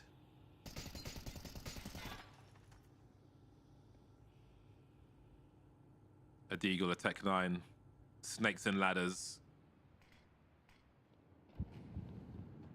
Maybe a cream cake. Control has been wrestled back and forth between these squads. As we approach the final round of the game in regulation. Oh my, he really has. He hasn't even been seen, has he? Iceberg's got no idea. Did he not hear the sound cue of him going into the vents? Either way, let's see what they can do with that. They will get absolutely drilled towards the ramp. Shuei's found a Galil. He's the one carrying the bomb. He has no Kevlar. Ooh. And now there is little hope. Exertion with the pistol will get not much else done. So there'll be 2 frags. We'll see what impact that will have. I mean, Iceberg's got plenty of money so I don't think they'll matter. They'll be cosmetic. The bonus money for MOUZ in those frags will be much needed, though, as they try to eke out all the grenades they can. Last round of regulation coming up. Sashi with a golden opportunity to win this map against MOUZ, to get off to a good start in this series.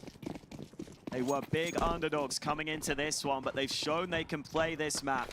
They've played to their strengths on this one. The MOUZ do have the AKs, and they have the tenure. They have the chance to pull this one into overtime if they win this round. Their smoke's up at Yard. Cabby might be trying to play around those. No lines of sight so far, and it's just Exertion, this aggressive player who's been having his teammates behind him in so many prior rounds, but this time it's a fake. He goes alone while his team wait elsewhere.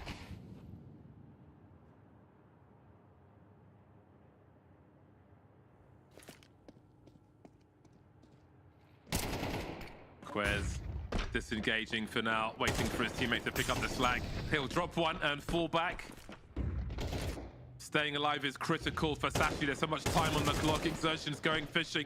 Quez will be dropped after finding a second, and Exertion has got to make something happen here. Starting to stream in towards the B-bomb. It's like Iceberg going for a big play. It gets put out cold. 3-on-3. Bomb getting planted for MOUZ then.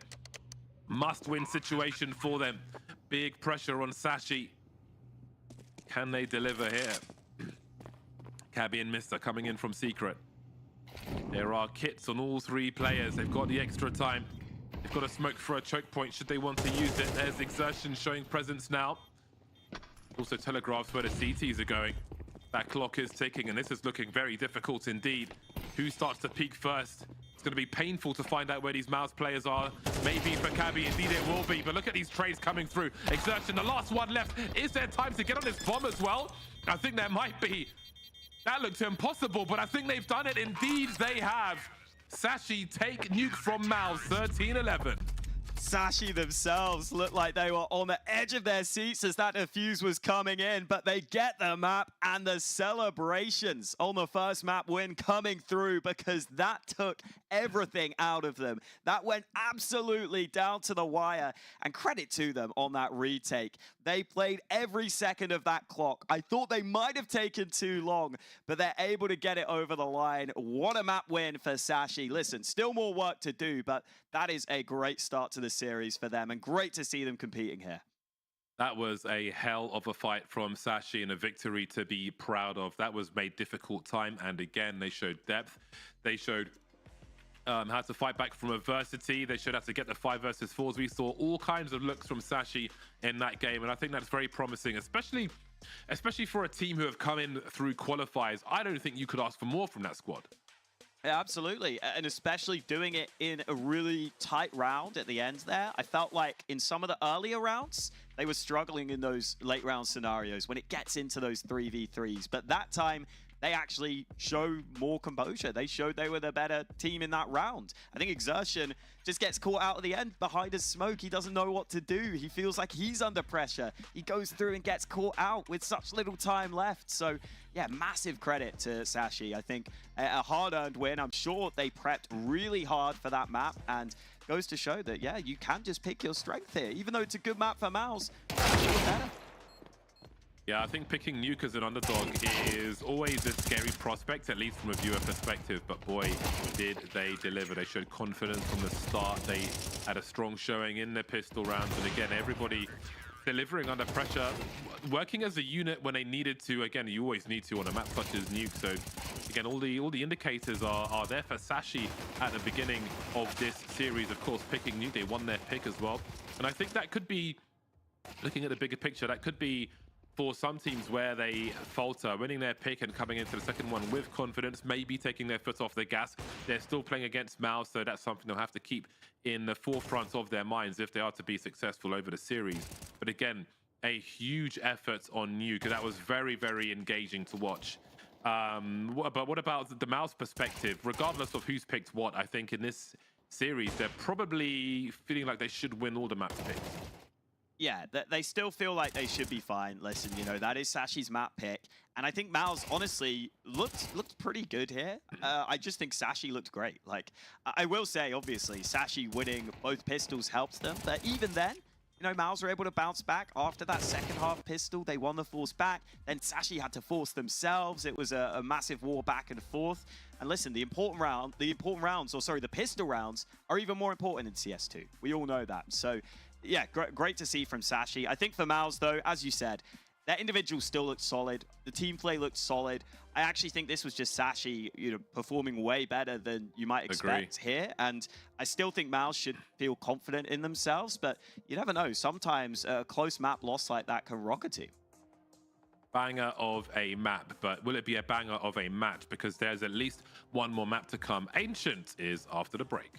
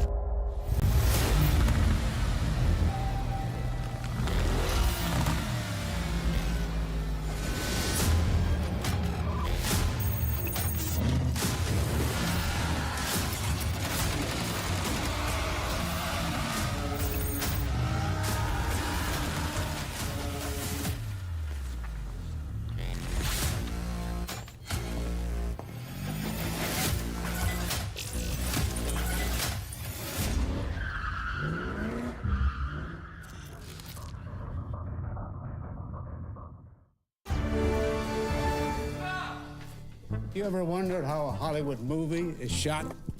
On a Sony. You review it on a Sony. And how do you make that sound epic? You record it on a Sony. Lunch break on a Sony. So why wouldn't you watch it on a Bravia by Sony?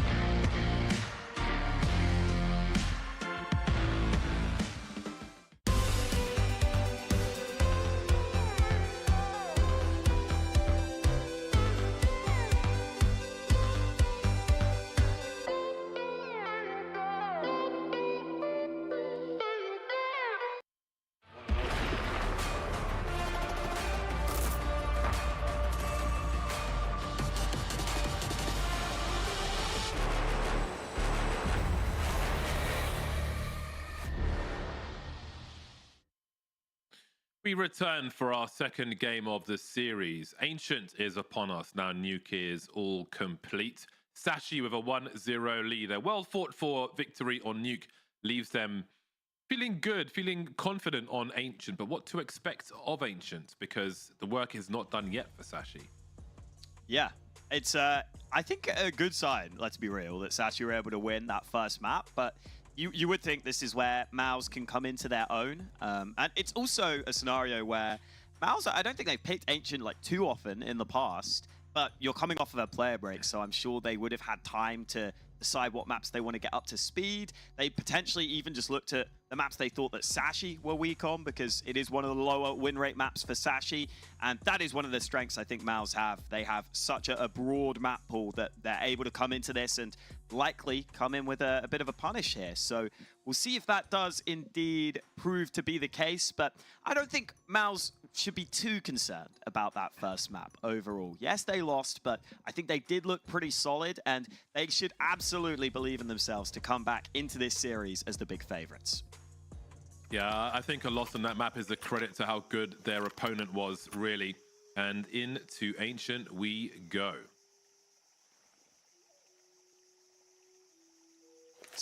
I always, whenever this map is on, I just think about how hot it is. Where, like in Chichen Itza in Mexico, which basically the inspiration for this map, is hot. It's really hot. Sure, it's a little humid as well.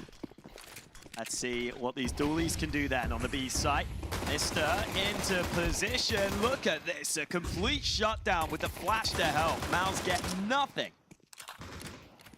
This could be 0 for 3 pistols. It probably will be. Shut it down indeed.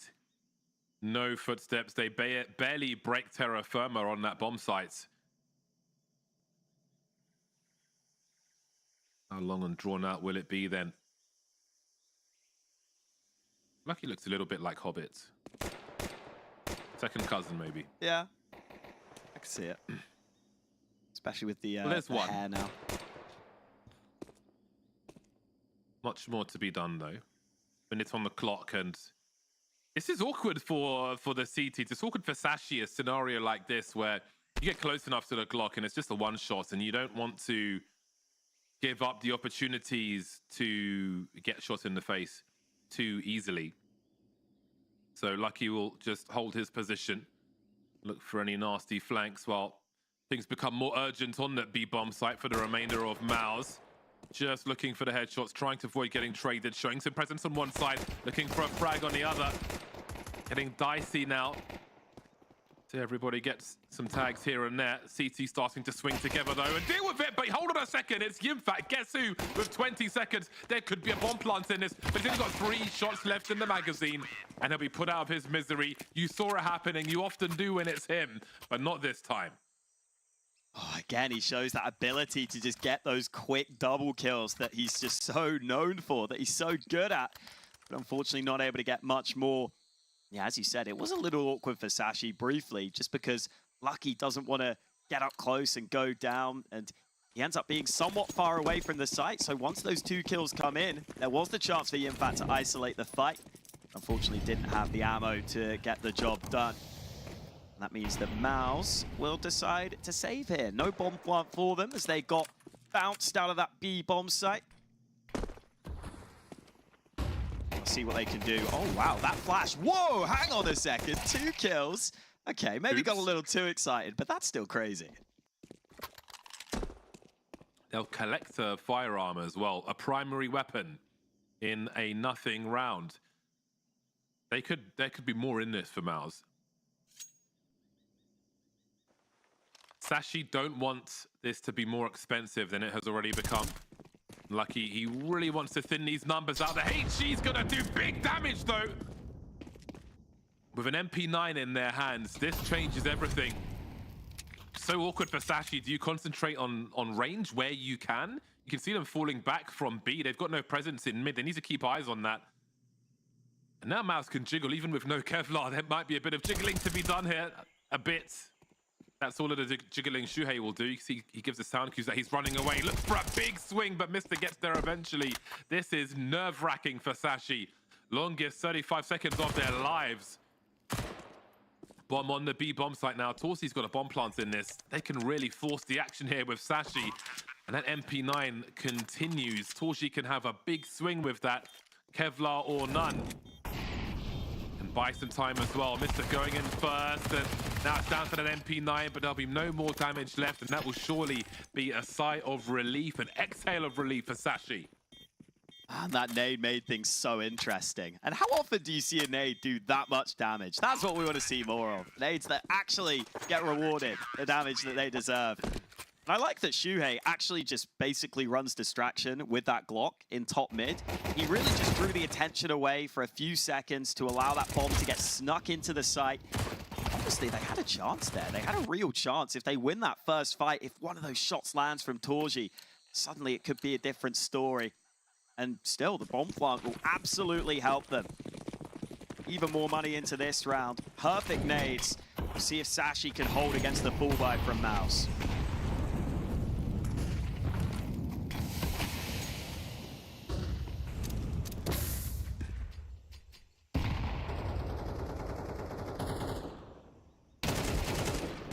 Big one from Brolan. Oh, he's in trouble here. Hold on a second. How have they survived even that long? 3-on-3.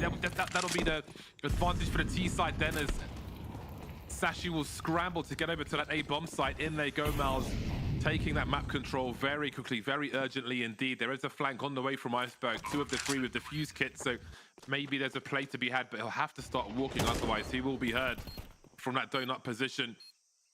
With only Iceberg and Quez remaining, this will be quite a tall order. A surge in that mid position from MOUZ proves to be fruitful, but there seems to be a bit more fight in this just yet. I don't think Iceberg's position has been detected. He has a smoke as well. That bomb is planted for MOUZ though, and their spray might be good enough. Kits on both players. Surely one stands in front of the other to absorb the damage. And there's the defuse. I thought they might not get there, but they did. A robbery then. Sashi keep the clean sheet for now. I thought that one was done for. Yeah, it looked good for MOUZ. It looked real good for them on those initial trades. They quickly realized with 2 players going down on mid, it's a very real chance that those were the players on the A side of the map. So they accelerate. They don't waste any time. But then that bomb planted a little too far on that right-hand side. So those players, after getting smoked off in the retake, have a hard time lining up that spam through. They got the damage eventually, but it was too little, too late. Sashi hold on for another round win. With that bomb plant, MOUZ will keep the pressure on with the AKs.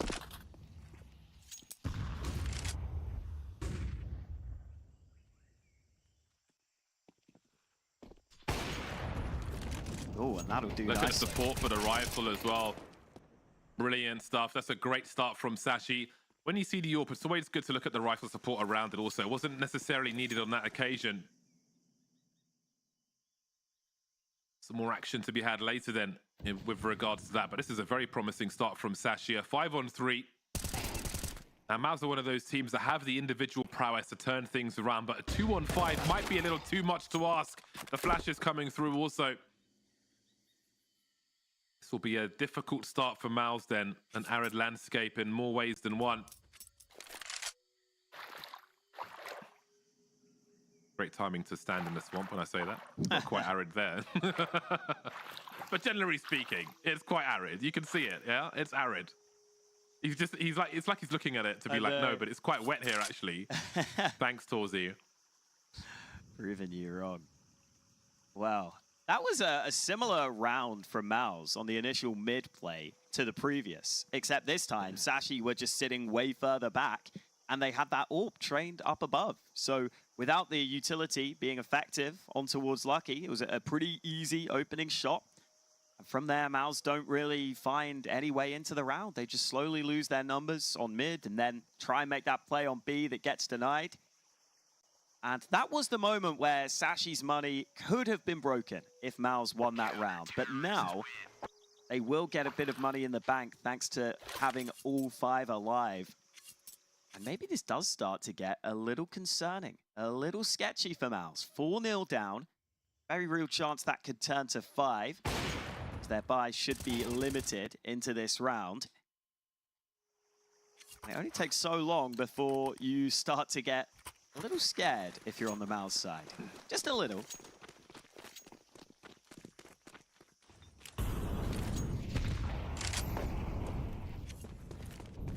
Okay, we've got a 0-2-3 setup from Sashi on, and in this occasion, look at the presence being shown by Exertion, but how many people can he draw over towards the A-bomb side, because the real push is coming in towards B, and they are taking a ticket one after another for Quez. A 3K, he shuts that down completely. The bomb's been lost for now.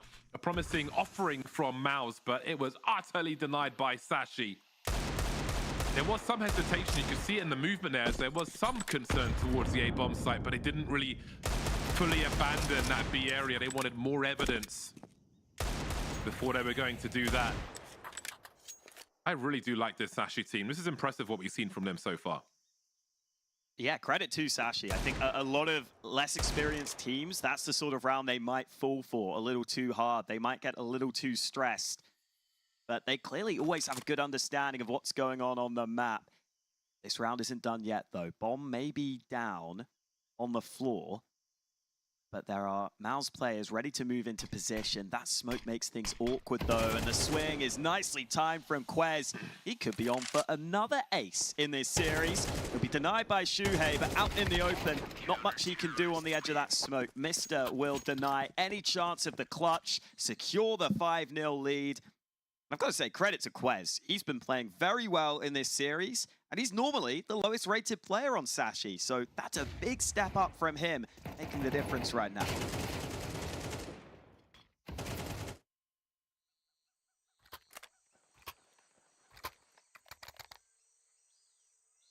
Solid effort from Sashi, making so far quite the statement in their opening series of this competition, and what a competition it is. If you missed the intro earlier on with the detail on the trophy and the things around it, I think by the end of this, people are going to be pretty impressed with the whole thing. This is definitely a place where you want to deliver.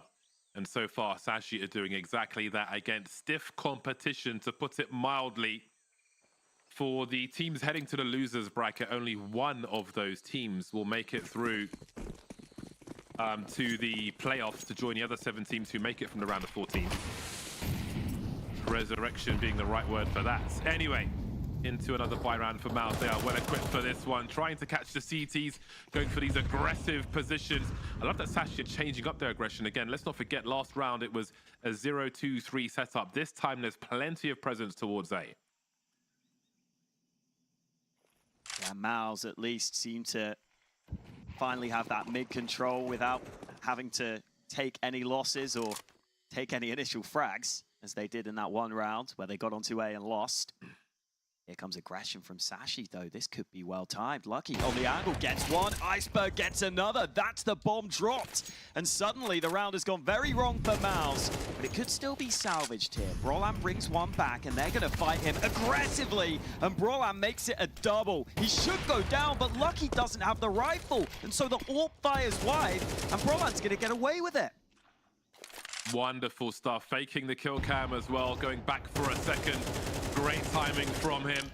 See, he's trying to run distraction onto Lucky. His exertion was looking for something, and he'll get there eventually. This is the round that MOUZ needed, but there's still more work to be done. Mister trying to control the map, but he won't be able to do that. Almost isolated the fight with the utility, but they will get run into the ground this time by MOUZ, who finally get their first round on the board.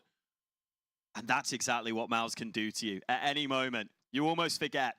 And then as soon as they lose a few rounds in a row, the individuals alone carry them through that round because they were down heavily in numbers. Sashi try and play with confidence, try and just continue to steamroll MOUZ. That doesn't happen. That gets denied. That initial push was so good for Sashi, but then they lose those two players back. Exertion waits for the re-aggression. MOUZ finally able to punish. And now Sashi actually have a weakness in their buy, but look at this, they're going aggressive again.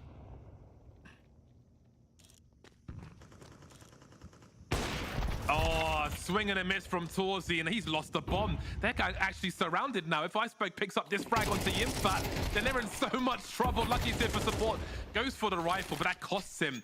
And maybe that's a chance then for MOUZ, or what remains of them, to do something.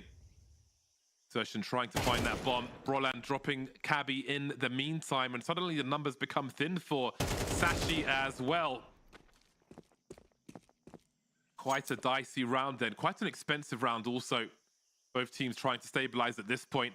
Lucky focus on the left, Exertion coming in from the right. How has this become a 2 versus 2?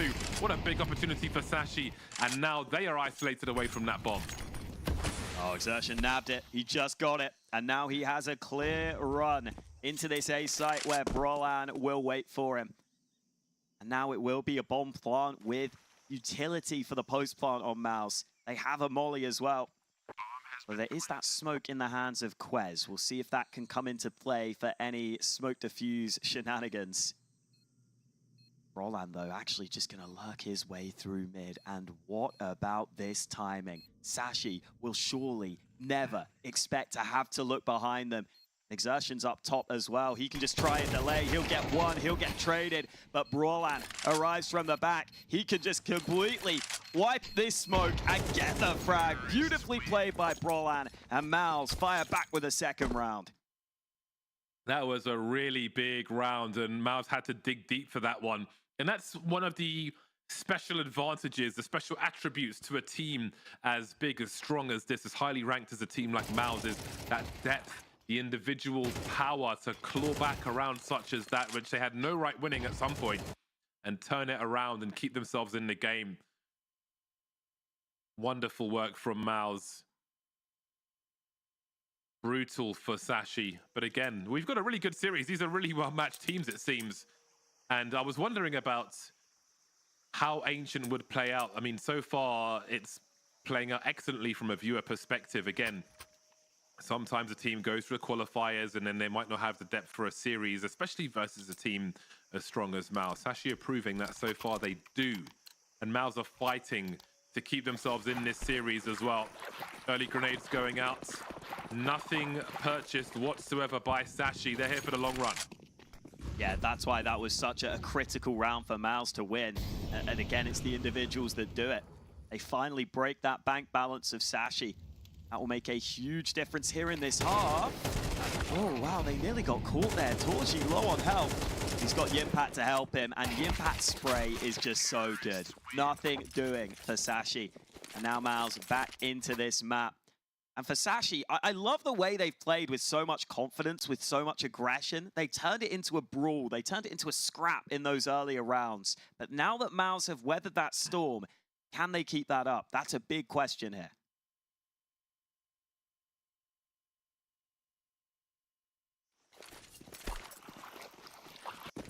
A fast eco round is a good eco round. Sashi have got the full util once again. Sending it with 2 through mid. Shuhei will get dropped early. They'll have to let go of mid for the time being, MOUZ. You can see Icebergs making sure no one pinches from the side of B either. Very important role to play on this map on the CT side.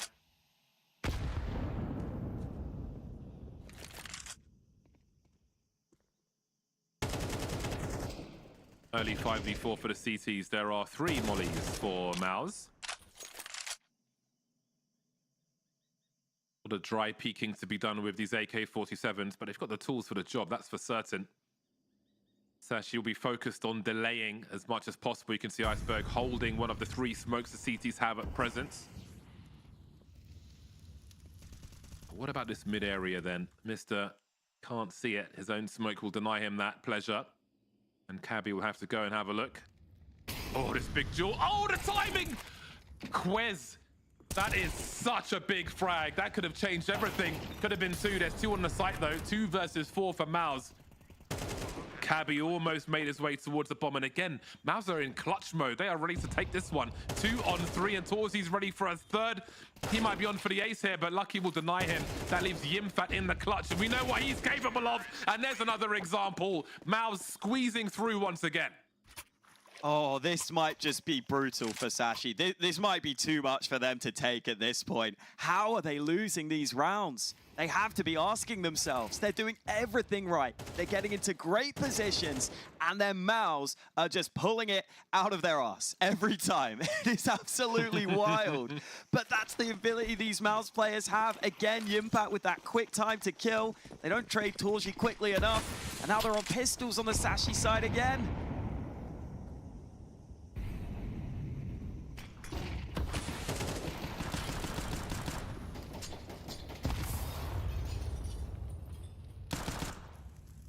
That's got to be frustrating. That feels like the dagger, that one. Like, they'd had a few already, but oh. That's where you've got to take the tech pause and talk to the tactical pause and talk to the sports psychologist. How do you keep your head in the game after some frustration like that? You can think about it while they squeeze the triggers on these pistols. Secondary firearms only for Sashi in this round. Oh, Mister's right there, and I don't think anybody's watching. Can he get anything done? He needs to. He's got to find a second frag here, surely. 1 versus 3. There's plenty of time. MOUZ will close the distance. He's got to figure out what he wants to do here. Does he focus on saving the rifle, or does he try to save the round? Oh, he was looking for the transfer as well. Good damage at least. God, none of these rounds are easy right now. Mister snuck on the site. Players still in donut. MOUZ not dotting their T's. Oh, sorry. You don't dot your T's, guys. They definitely weren't dotting their T's. Dotting their I's and crossing their T's. They were struggling a little, but they're able to get it over the line. And now with the 5-5 scoreline, Sashi will be back on the bike.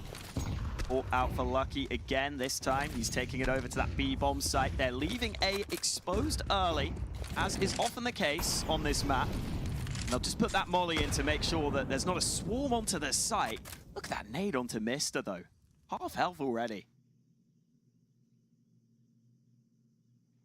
This could be a burst onto the A-bomb site.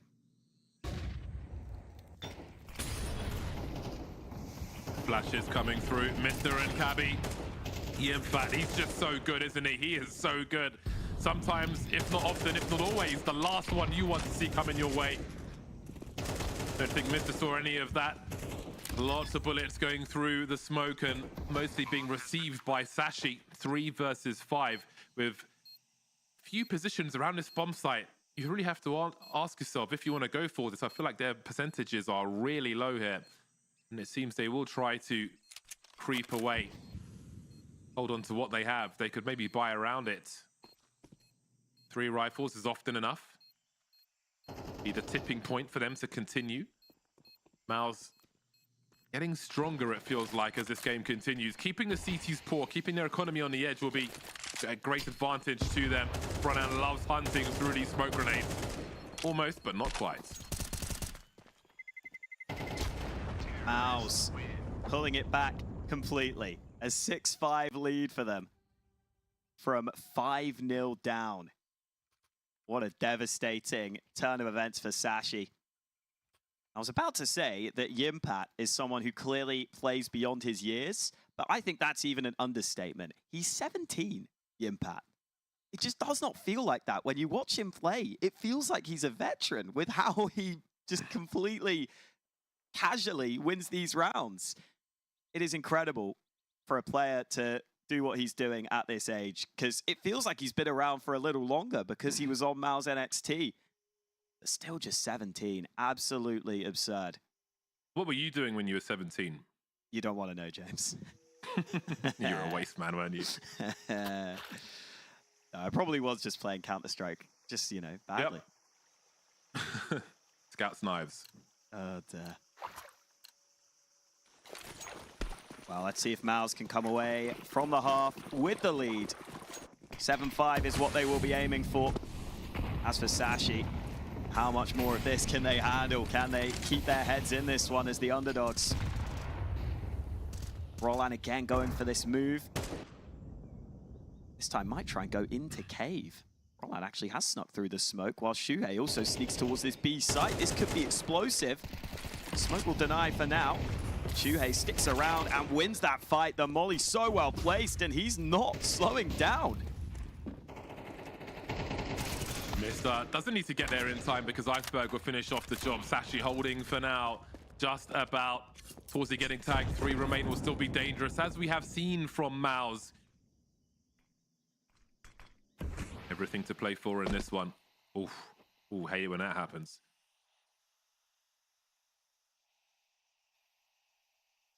"55 seconds on the clock, waiting for that smoke to go. But there are plenty more where they came from. Focusing their efforts together. Again, just waiting for that smoke. Here's another one. That clock continues to tick. Sashi playing a responsive game now. And another one. Oh, he's a bit blind though, but Mister will collect. That's a big second frag from Mister as well. And he also finds the last one. Tied at halftime. Everything to play for. Really unclear as to who might take this one. See you after the break.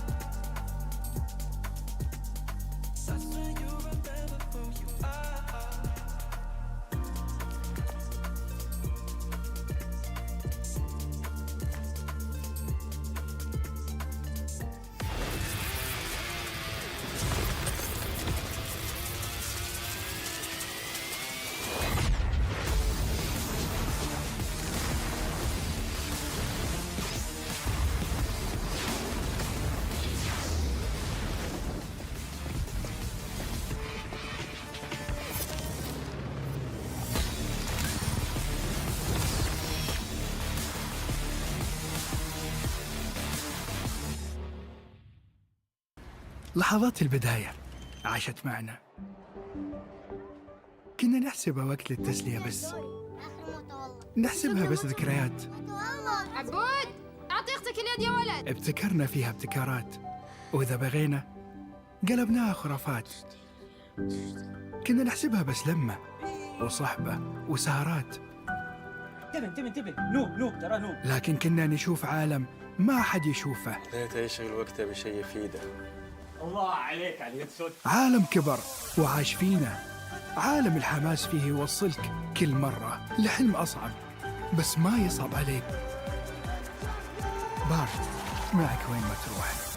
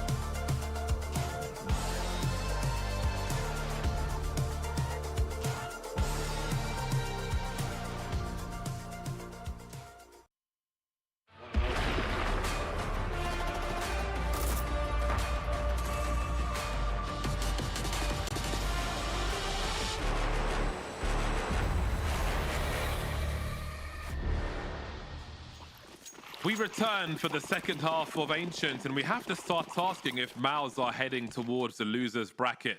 Will they require resurrection once Sashi are done with them? Maybe we'll find out in this second half of Ancient. Maybe we won't see Mirage at all. Their fourth attempt to win a pistol then. MOUZ on the CT side now, starting well. Exertion looking for a second. How has he found those frags? He can't even see. Neither can Naker's there, gone.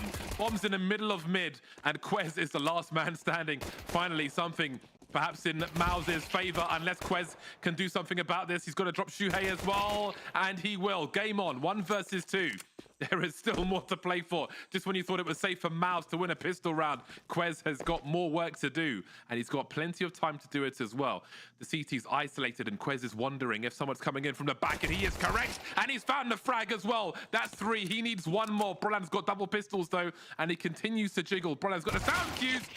Oh my God, such weight on his shoulders, but he delivers immediately. That one became terrifying real quick.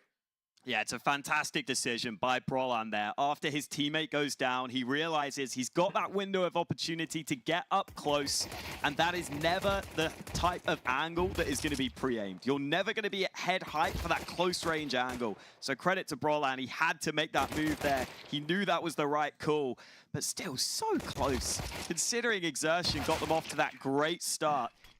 Yeah, good to see him playing well, but MOUZ making a meal out of that round, even if they do get the round win. It does mean that Sashi, without the bomb plant, will be on a heavy save, though. Just the 1 flash for them. Exertion needs to be a little careful. The flash could be coming here. Oh, he peeks before it, but now he does get ahead of that flash. That should keep him okay, but he actually goes down. Rifle recovered, at least for now. I think Shuhei will put a stop to that. The MP9 Brigade into play. Oh, there's no way you get a bomb plant. It's a shame that the Impact will get back to the site in time to deny. Swept up in mid like spent bullet casings. Not long for this world in that round. Oh, what a confidence boost for MOUZ to finally win a pistol round. They've got some good momentum early on in this one, but let's see how these buy rounds come in now. Again, the CTs have to change up their setup. Gambles have to be taken. Do you put the extra men in mid? Do you abandon A, as we saw Sashi do previously? They'll go for a 1-2-2 on this occasion. And Sashi are quite spread out as well. Maybe an intel round for them to understand what to expect from MOUZ Sports. Torji will stay committed to A early. Slightly different to how Sashi were running their CT setup.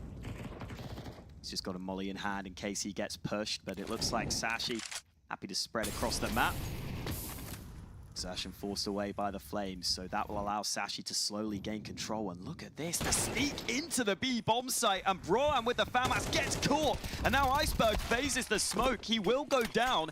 The bomb site has been taken, but the bomb hasn't been brought with it. So that gives MOUZ time to get back into position here. Keep an eye on Mister, because if MOUZ come out of their position around B, then crossing with that bomb could become a problem. He'll have Lucky come to help him. That smoke is up for the time being, and they'll put another one. Maybe there are clues there for MOUZ as to what is happening and why the bomb hasn't been planted just yet. There's good util for Sashi, though. The HEs and the Molotov could be quite useful for them. Cabby doesn't want to face. That's a great angle. Look at the damage from that HE, and there's more behind it as well. But the frag goes the way of MOUZ. 3-on-3. Cabby, will he see a Shadow? Look at that swing from Torzi. Shadow does not matter. Big swing and the deliverance from him. Quez and Lucky remain then. This one is slipping away from Sashi. This is one they really want to win. Quez needs a huge swing, and he will get what he's looking for. Suddenly, it's just down to the Impact in the clutch now. A push through the smoke, and Lucky will deliver. He's got the urgency, he's got the presence, and he's got the aim. Yeah, he knew that the urgency was on him because he was the player on the right side to actually see the bomb. The problem is he was smoked off, so he couldn't see the bomb, so he had to spam through. He knew he had to do something. He gets that all-important kill and then just decides to commit on that follow-up fight, able to catch the Impact off guard. Again, as you pointed out, if MOUZ were to lose this series, it's still an if, but if they were, it would put them down into that elimination bracket that is terrifying. Best of ones, only one team can make it through. This opening series is of vital importance. And Sashi are putting up a fantastic fight right now. Roland trying to sneak down. Meanwhile, the A site is being snuck up on with the bomb.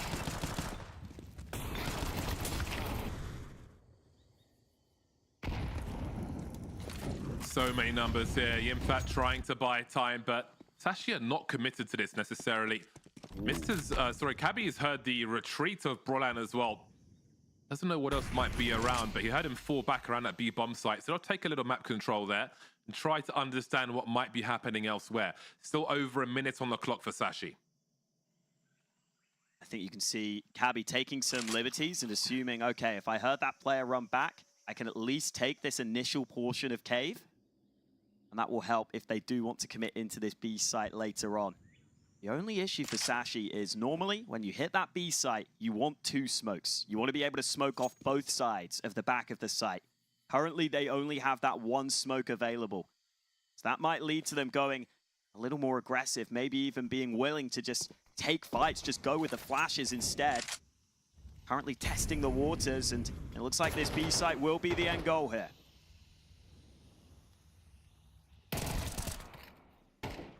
In they come then, the numbers are here, but the angles are with MOUZ. They cut them to pieces, they cut them to ribbons. They'll use them to celebrate another round. That goes their way, 9-7 for MOUZ, and they've left them with no bomb plant and lacking in funds. They don't really have the tools to pull out the right weapons here, Sashi. This is an awkward moment for them as they are heading towards a deciding map of Mirage, and quicker than they might like. Yeah, looking more and more likely here. And I think MOUZ absolutely have Yimpat and Exertion to thank. They have both been fantastic on this map. Exertion so often the star player for this team, going for those aggressive moves by himself. He's got that really snappy aim, just allows him to win fights. He has no right of winning. Here comes Shuhei to clean up alongside Torji. They will be doing the heavy lifting in this round between them. Not that heavy lifting, though, against the Pistols. Light work for them as they take the 10-7 lead. MOUZ back on track here. Put that round underneath the definition of neutralize in the gaming dictionary.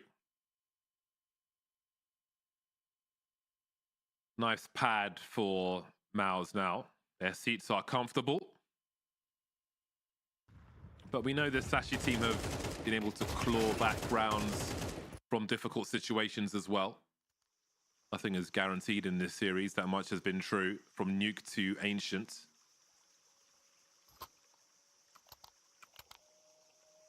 So let's see what this looks like for Sashi. Quez will go for the Galil to pull out full grenades, drop some to his teammates as well. Still a strong weapon. Plenty of AKs around this also. Everybody fragging for both squads. Impact and Exertion there with the big numbers, 17 for each of them. Mister will lead this time for Sashi with 14. Not much of a challenge for MOUZ early on in this mid position. A few mollies remaining for Sashi though. See what they choose to clear out. Shuhei willing to play up close behind this smoke. He'll hear the nades move forward. What is that from Iceberg? A crazy snapshot, but Exertion was there to hit from the side. It's back to a 3v3 after all is said and done. Exertion from mid got those initial kills. Now he waits in this smoke. Meanwhile, fights elsewhere, but Yimpat wins that all-important battle. And now Sashi's map control is weakened. They realize they may just have to commit into this B site. But MOUZ seem very aware that this is the likely position they need to defend right now.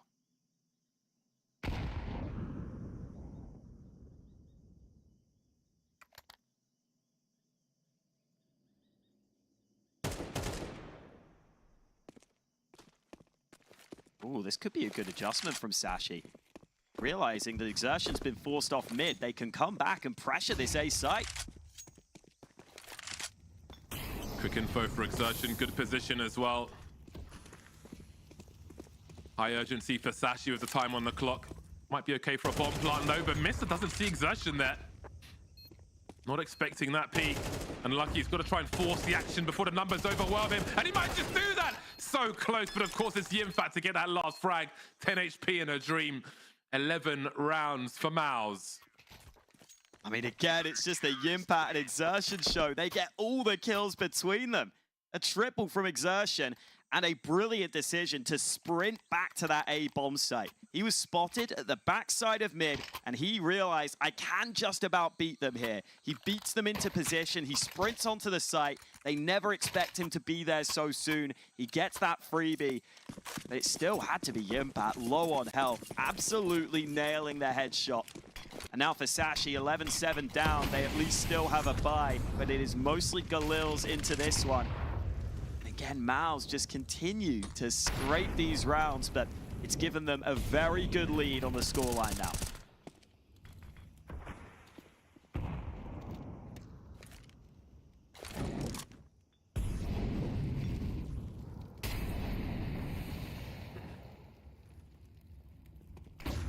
Oh, that's a big, big, big flashbang. But Brian almost gets both of them, rings the bell of iceberg. But four against 3, it will be for Sashi, but not for long. Torji understands the urgency, ties the numbers up. Look at the presence from Exertion as well. He's got a very forward position in mid, which could be key. Everything goes quiet. 1 minute for Sashi as they quietly look to collect themselves together. Oh, and Torji moves more aggressively in B. Yeah. Exertion looking for this info. Oh, Exertion actually backs away. Now Torji could be alone. Oh, they can't have been expecting that angle. Really nice work. Slowly backing out.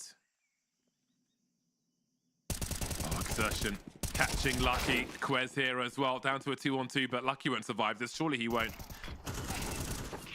Neither of them will. MOUZ Sports on the cusp of victory here on Ancient. Looking to enact revenge after the first map. And that one was close. They've come into this one angry. Yeah, you see the freedom that Exertion is given on this team. He can be a very aggressive player. He often plays just based on his feel for the game. He can go for these solo plays if he wants to.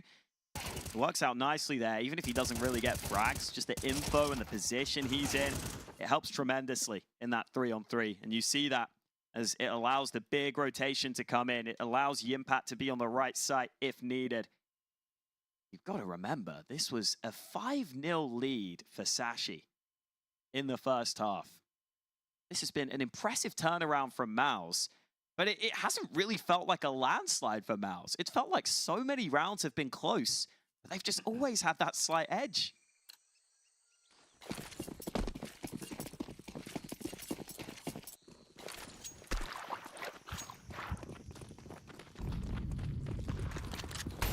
This will be a quick one then. Oh, they were lining up. Will they get barbecued though? They might have to stand and fight. Shuhei drops Iceberg and clears the bomb site. The last two then, Lucky and Mr. coming through that smoke. How long will they survive for? Not long at all. 13-7 for MOUZ. Back with a vengeance. They want a third act and they've taken it by force. Yeah, good to see MOUZ getting back on top. And honestly, in large part down to the individuals, I think it's fair to say. In many of those moments, Sashi would have felt like they had the chance to win the round and it just got snatched away from them. And I'm sure that was a really frustrating game for Sashi to play. And I think that is sometimes the difference between the top level of competition and the sorts of teams they were playing. They probably weren't getting that many rounds where MOUZ just pop off or other teams against them pop off, but MOUZ showing they're capable of that. And now we do get that third map. Yeah, weathering the storm and taking control. So much clutch in the players of MOUZ as well, which appears when it needs to. That was, I mean, it's been a great series so far. I'm glad we're seeing some strength from MOUZ as well to take it to a third map. Strong towards the end there.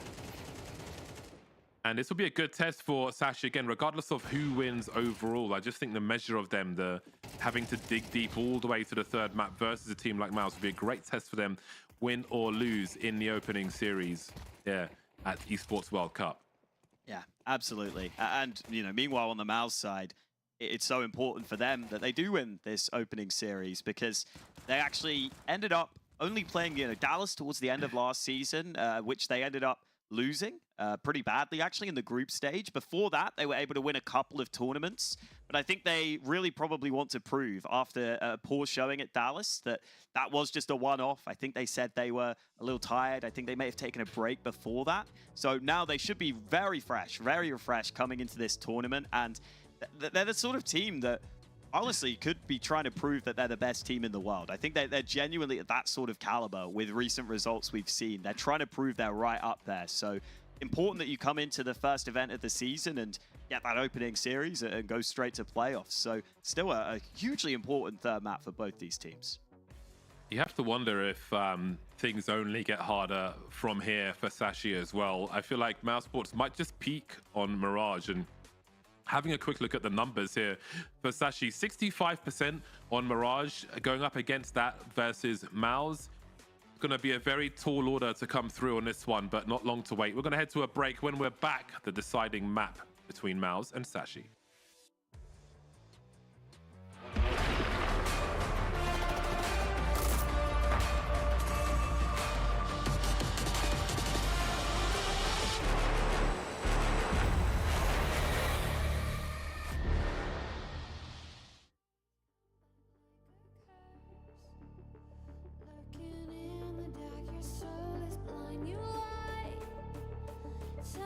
Time again, and I am not your fool. Not this time, 'cause I'm the wiser of us two. I'm the one of light, the antithesis of you.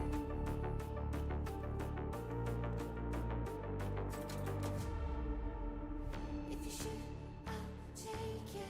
If you run, I'll chase you. If you scream, I'll whisper la-di-da-di-da. This is all you ever wanted. Take it all, you deserve it.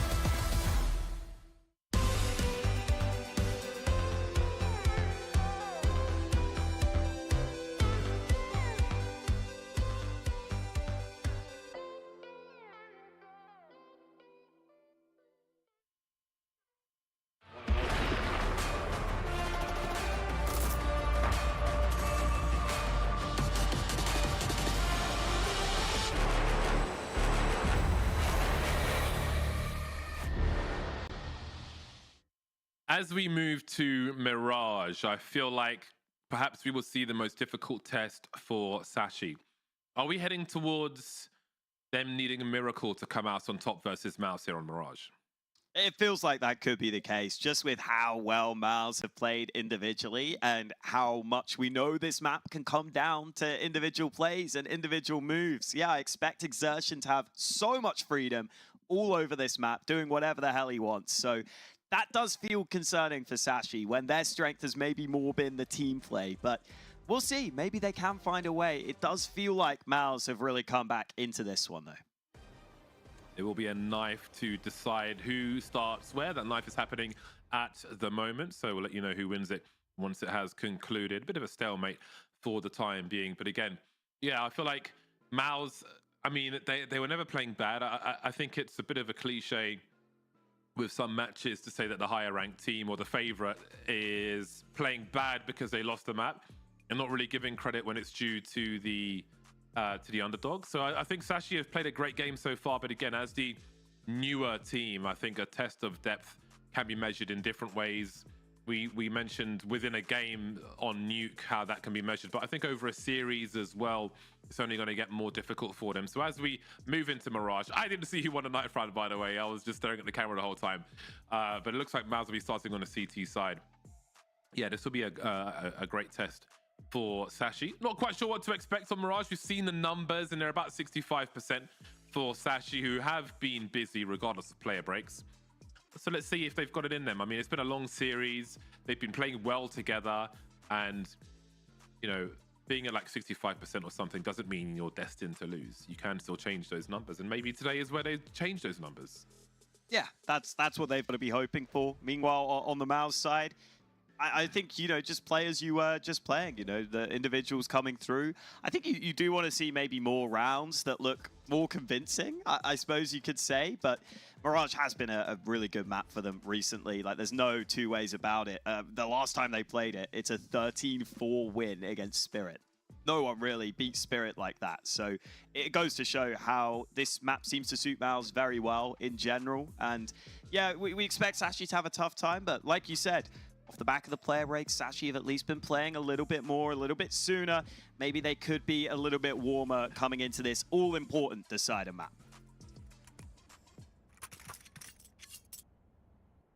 I don't think I'll ever be bored of Mirage. Same. I think it's got plenty more to give. Let's see what it does on this occasion.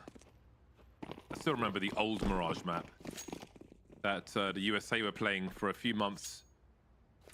What a different time of Counter-Strike. Took them a while to move over to the newer version. Opening frag for Cabby. MOUZ will answer back immediately. The Julies again in the hands of Torji. Dropping one. Infat will have problems towards that B bomb site, but he has support from Exertion, who takes one in the face and then one to the chest. Two remaining, Shuhei and Infat, and now it is Shuhei 1 versus 4. These pistols have not been favorable to MOUZ, and this one seems to be going in a similar direction. There's only one player left on that bomb site, though. No kit for Shuhei. There is a flash on the floor.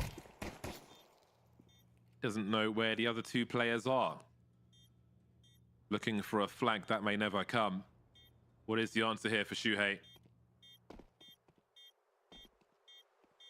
Moving through the bomb sites. There's no Kevlar to save. That could sometimes be a decision, depending on what you're going to do in the next round. So, pure hunting for bonus money for Shuhei. I think teams realize at some point that your Kevlar at 650 has more value than chasing one frag.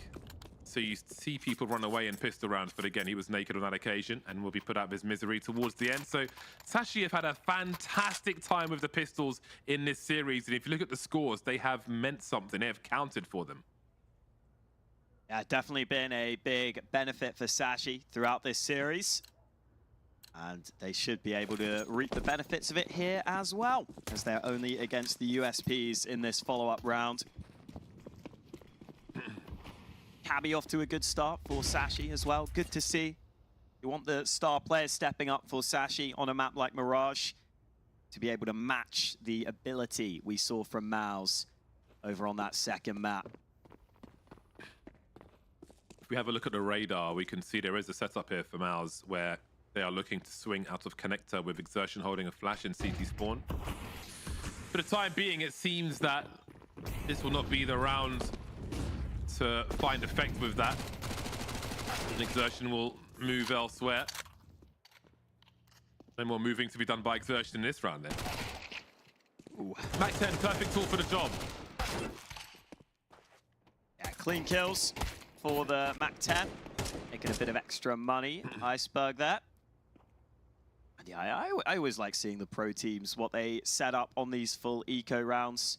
I feel like you should do that in pugs more as well. If not even like to get kills, more just to punish the eco hunters on the other team.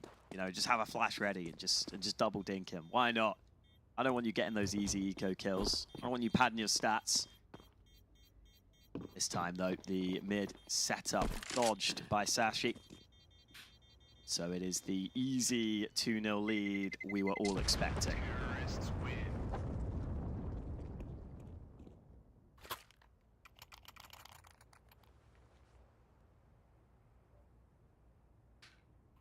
Right then, let's see what MOUZ are able to do. AWP will be coming out immediately for MOUZ. Challenging to be effective with in CS2, I think most will agree.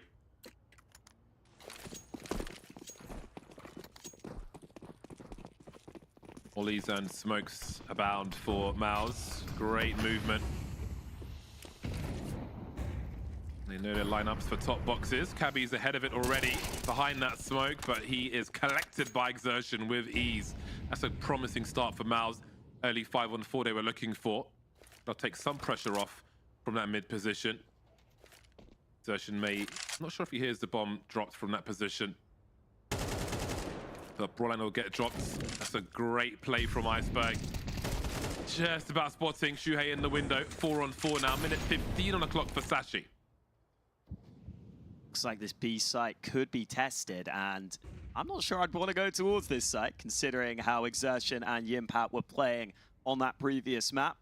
Let's see if that performance transfers over to Mirage. Molly's coming in. Exertion committed into B short. That means he can help his teammate, but the drop down works out. Yimpat needs assistance, and Shuhei arrives to help. And again, Yimpat with a solid double kill when he's needed. That B site anchor delivering the goods. And Iceberg has a hell of a lot to do.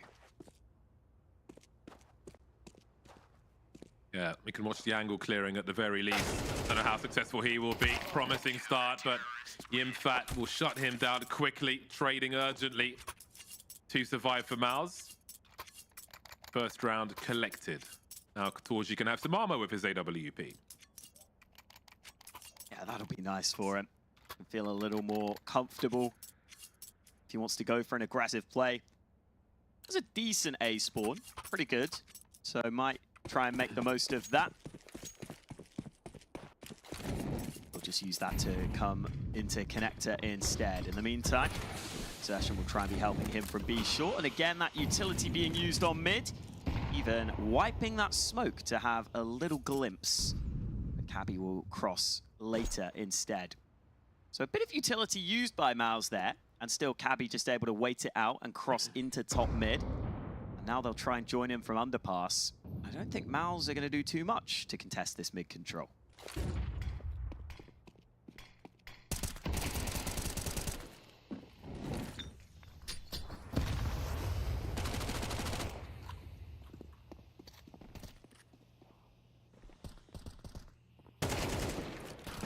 Great drop from Cabby. That's some really important space, and they can act on this immediately. Look at the positions. They're looking to swarm this site. Shuhei desperately coming over. They try to understand where these CCs are. Yimpat doesn't get anything from that, but Shuhei certainly will. There is a fight to be had here on this bomb site, and Torji still standing with the AWP. Brolan on the rotation, but he's got limited range with that MP9. Maybe he finds something on shorts. In the meantime, Torji needs to be given something from his position. The only man with a kit as well, and he's falling away, it seems. MOUZ with some trouble early then. We'll have to hold on to these tools.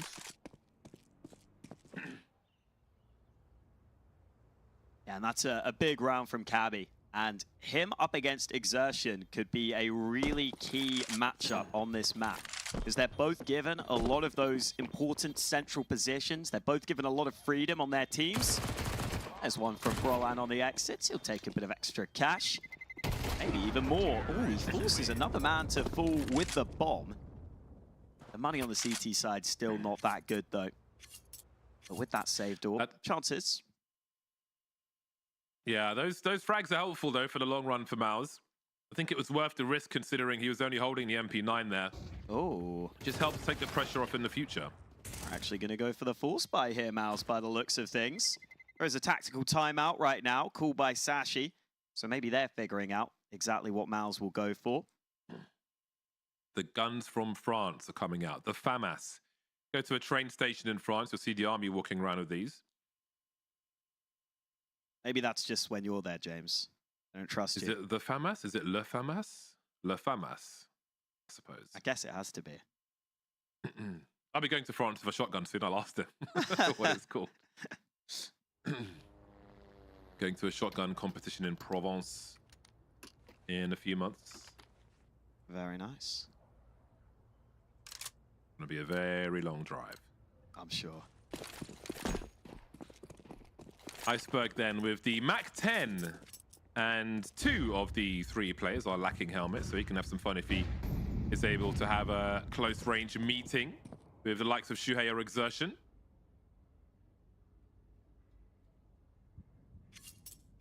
Reasonable tools for Sashi in round 5, despite how expensive the previous one was. So far, so good for Sashi. This would be a great round to break MOUZ again with these angles that they're finding from Connector, but Shuhei will make up for it and then some. A double kill with the FAMAS, and now Brolan can try and play off of the distraction being run by his teammates. Bit of parkour from him, and he is still standing. That is wonderful from Brolan. That leaves Cabby alone in a 1 versus 3. Started so well for Sashi, but then just disintegrated very quickly indeed. But Cabby's in the clutch now. He has 1 minute, but won't need that much longer as Yimfat puts him out of his misery. Wow, that play from Brolan, absolutely crazy. The movement to get back up the ladder, to get up top, and then to get the jumping MP9 kill. As you said though, can't believe they're leaving that connector position open in another round. Yeah, shout out to Brolan for that little move up top, making it really difficult to read where he's going to be. Trying to just be an absolute nuisance with that SMG. Always like to see those movement plays get rewarded as he backs on up the ladder. Now Sashi will be down to a weakened by themselves, but it will be a buy. Limited utilities. They may just go for a fast set play here. It's a great start from Brolan, really coming to life on Mirage. Tech 9s are never not dangerous. Double negative for you there as we've got a 4-on-4 now. Bomb getting planted. Grenades are flying in though, but they won't stop the bomb plant. They might just shut down the round as this one is advancing quickly in MOUZ's favor. Mr. trying to find something with this Mac 10. Gets harder and harder as he's the only one left. Last man standing, last one to fall. 4 survive for MOUZ. Great situation for them early on here on Mirage. Feels like that stairs player is just getting caught from all sorts of angles. But he got a kill first this time. Stop that ramp move from coming in. And yeah, Sashi get that bomb plant, but MOUZ always in control once they won those couple of fights in towards CT with the rifles. And now, unfortunately for Sashi, it's a save. Yeah, and Mr. is still looking for his first frag as well. Unfortunate situation to be in there. I think it was the 1 versus 4 with the Mac 10. Not ideal. Continues to not be ideal. Again, Sashi with not the greatest numbers on Mirage of late. Every map versus MOUZ has been a test. Curious to see if they can stay in the fight on this one. Now things have become more difficult. Not this round, of course, as this round sucks. Nice eco kills for MOUZ. Everyone wanting to get involved. And they will make it pretty quick in the end. 4-3 lead then for MOUZ, starting to show up here on our deciding map of this series. This all-important opening series here at the Esports World Cup 2024. Winner goes straight to playoffs. Loser goes into a grueling elimination section of the tournament, where only one team can make it back through. So a lot of weight on this one series. Lucky with the initial flash. Brolan trying to fight aggressive on ramp again. Sashi really trying to use the pace to their advantage, and the flashes good enough so that Brolan's blinded, but Exertion in from CT gets a couple back. Shuhei here to help, and that bomb could be awkward now. Massive plays from MOUZ. Still winnable for Sashi, 2-on-3, minute 20 on the clock. trying to hold space for the time being. Once all those smokes are gone, there are so many angles they can be peeked from. MOUZ, look how they're rotating as well. I don't think Sashi will ever expect no one to be in C2, which kind of gives MOUZ an extra man if they're willing to play it. Although, Torzy heading towards short with the AWP. Really posting up with some nice angles, and he will be rewarded immediately. Cabby never saw it coming. In the clutch now. He knows one player maximum might be close, but Torzy will quickly close the angle, pick up the rifle as well. The AK-47 and exertion will be enough. Sashi was they had such a good opportunity storming the bomb site there. There was no one on short to throw flashes towards bench above the CT's players' heads on that bomb site, but still MOUZ just have the talent, the skill, and the urgency to hold on anyway. Yeah, absolutely. Just comes through for them in the end. These fast plays from Sashi, I don't mind the idea. They're trying to put MOUZ under pressure, but MOUZ showing they can handle that pressure right now. Those A plays have been either denied or just stalled out long enough that they can win later in the round from MOUZ's perspective. Sashi again just about able to get a buy on board. And they've actually found an opener on A this time. Maybe that changes things here. Cabby around the smoke now. Exertion, if he reveals his position for the first time, will he expect the second player?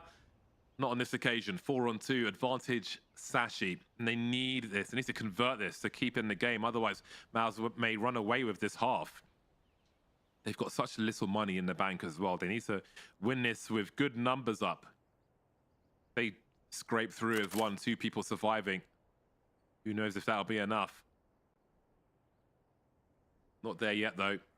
Minutes on the clock as they are really careful, but they're heading towards a very tight choke point of Palace. Shuhei not revealing for now. Infat's got one flash. He's going to start with the rifle. Instant trade. Shuhei hasn't revealed his position just yet. Not getting planted for him, though. Looking for the support fraggers. Nothing doing just yet. Gets the 1v1 duel down to 30 HP. But where are the remaining two? Doesn't really know. Focused on Palace, but Iceberg's behind the smoke. Surely he's made some sound cues now. That's half the info for Shuhei, who's going to have this superior angle, but Iceberg will find the headshot first. AWP collected, and that gap is closed to 1. Yeah, I like what Shuhei's trying there. Reading the position that he can get into, but Iceberg just too quick on the trigger. Sashi still fighting here, despite Mr. still being stuck on 0 kills. The rest of the team coming through instead. Finally able to convert one of those rounds where they just get that opening pick on A this time. It was a little slower initially, but that helps them. Now we'll see if they can keep that up. It looking like a big focal point for MOUZ in this round. Just look at that mini-map. 3 players surrounding mid early. But elsewhere, it's Lucky who just got that pick over on A again. And that's going to cause issues for MOUZ. They have to respond to that.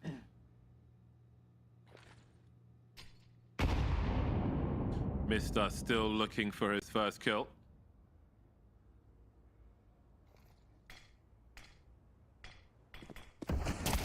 Shuhei looks away immediately, but the trade fraggers are there. These pairs working well for Sashi now. Big flashes, but Torzy delivers. The timing is in his favor. Looking for more. Grenades coming his way. That'll allow him to focus on the apartment. Did he spot the player there? Certainly does now. Spotted and swatted. 0-8 for Mr. Having a disaster of a half.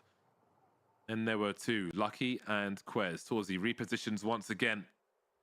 You find out where he is. It's often too late. 40 seconds on the clock here. Torzy on 10 kills now. Tying with Shuhei for top fraggers. I don't know how they get past this position. He's got all the information he needs. Oh, there we go. That's the bomb spotted. Still alive, though. 4 now. 2 HP for Quez. 24 seconds. Stuck in a sandwich. There he goes. 6 rounds in the bag for MOUZ. Great frags from Torzy. Yeah, again, thought that first shot from Torzy might have been on point. Not sure if he moved a little too soon or just slightly fired wide, but either way, it did not matter in the grand scheme of things. Saw the coach there getting a little bit of relaxation, I think, to Brolan, trying to get him back in the game because he's had a couple of rounds there on that A site where he's getting picked off early. But MOUZ, as the rest of the team, able to fight back nicely into that one, getting those players over towards the B site in time. And now it is a second timeout taken by Sashi. Again, Hunden will be so valuable with these timeouts, talking to the team. They don't have that much experience on this lineup. So Hunden will be so important at keeping them mentally in this game. But it is starting to slip away from them ever so slightly towards the end of this half, as they're just stuck on Tech 9s. I say just, Tech 9s. They can definitely deliver if they've got the right strategy in mind. Can they get close enough?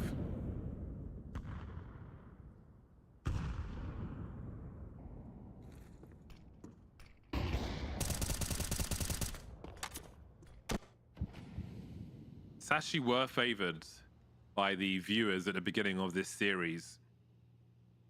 And they've shown us why they draw confidence from the audience. But again, they're still playing MOUZ ultimately. Oh, that's a swing and a miss from Torji and a big pickup. Exertion's trying to make a difference. Oh, that was such a big opportunity. There will be regrets with that one. Sometimes it'd be like that, as they say. Lucky just slipping past with the AWP. Still in play, down to a 2-on-2 now. Is this the P250 putting in the work for Lucky? Cabby says nope to the AWP, picks up the AK. 1 versus 2. He's got full armor as well. Given sound cues going towards top mid, how patient will Yimfat be? Oh, the timing might not work in his favor. A 7th round for MOUZ. AWP rescued. Danger is over. It seemed like the idea sort of worked for Cabby there. Yimpat looked like he swung right past that angle, then was just able to adjust in time. Cabby not able to get the frag through. Oh, Iceberg will want that kill on short back, or that attempted kill. Exertion able to snap on towards him. Close range, the Tech 9 had the chance, couldn't take it. Now into the last round of the half.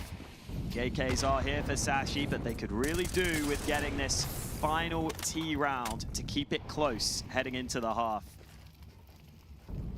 Oh, and Shuhei this time going aggressive up mid. MOUZ haven't had the chance to do this too often, but this looks great for him. He turns away, he turns back, but he falls at the hands of Cabby. Awkward in the last round here of the first half for MOUZ.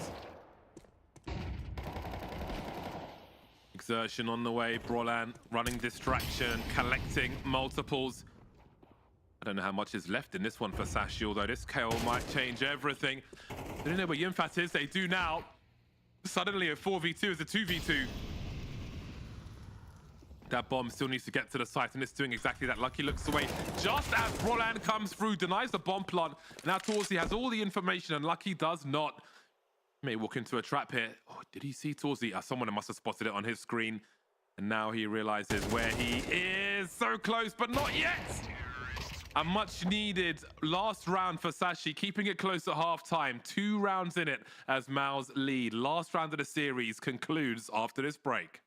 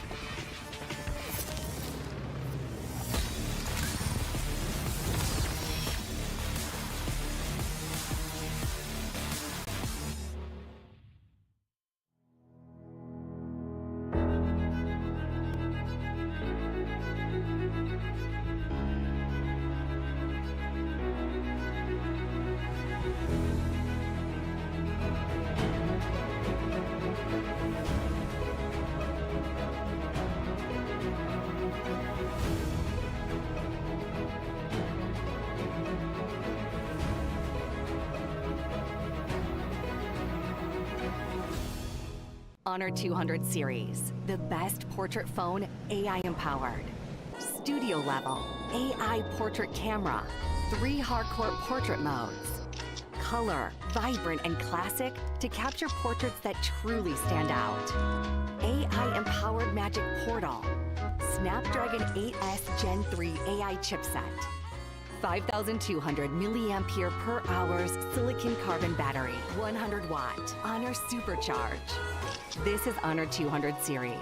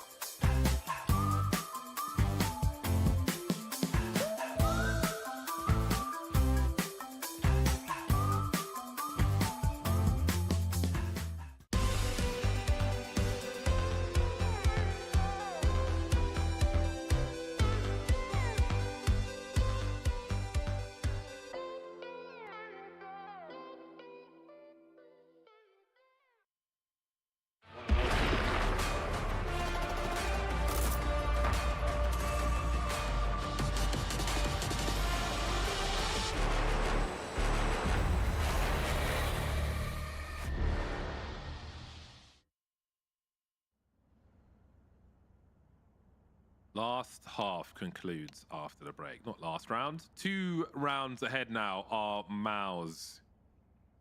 Sashi go to the CT side. Is it a relief now to be on the CT side, I wonder, after the difficulties here and there on the T side? Which side will be stronger for Sashi? The story will tell itself. What has been strong for them, though, has been the pistol rounds. They've won almost all of them. Mr. and Quez now with the dualies. Maybe 2 pistols will allow Mr. to find his second frag of the game. 1 for 10 at the moment. Absolute nightmare that first half was. Deciding map versus MOUZ, not where you want to disappear.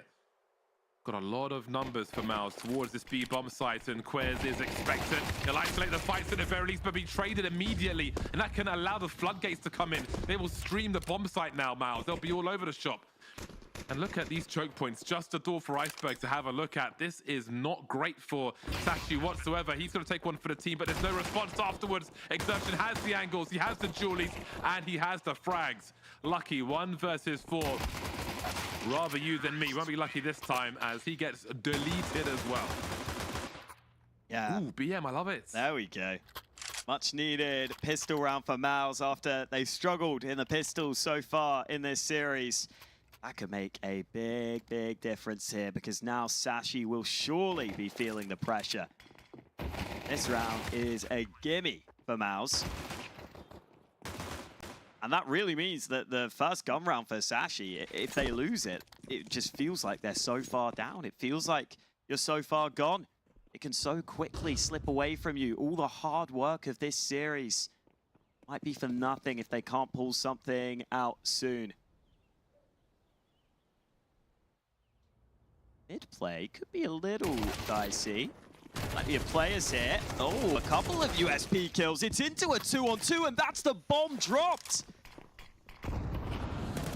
Oh no. Oh no, this is bad. There are weapons to be collected. Mister's got an AK-47. Maybe this is his time to shine. Lucky still with the USP. Now, as I say that, he's picked up the AK as well. Now, this is one of those complicated problems for both teams. Do you stay protecting the bomb? The bomb is in no man's land, really. There's no util whatsoever for MOUZ. They've got nothing with which to force the CTs away from top boxes, from cover, etc. Do you, as CTs, hold the bomb the entire time, or do you press on towards the bomb sites, or just take some random angle? And for MOUZ, how much time do you spend trying to rescue the bomb? Do you have time left to clear the bomb site? Who knows what the CTs are up to? Mister is going to go and have a look, but doesn't clear the top area, and Broland collects both of them. All teams gambling. A nervous one for MOUZ, but they survived the test, and they are in such a strong position now. 4 rounds ahead. Yeah, I think you could see the lack of Kevlar being the issue for Sashi. aim punch kicking in real quick. Roland looked like he might have just been aiming for the body shots. Safe in the knowledge as soon as he lands one, he is probably okay. And here comes that buy from Sashi with the AWP of Lucky. And Lucky's had a good map here, so definitely be seeing if he can have impact. Might struggle though, because this fast A play looking likely from MOUZ.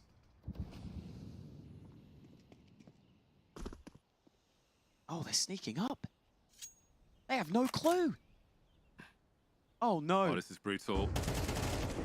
Absolutely brutal. Might be a save already, but I don't think Mr. leaves this situation. No, he doesn't. Shut down. Crouching out of ramp. If someone's by default, they won't see you.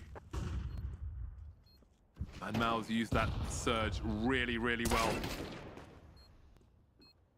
This is so brutal for Sashi. I'm not sure they come back from this. Looking at their money, I don't know how they recover.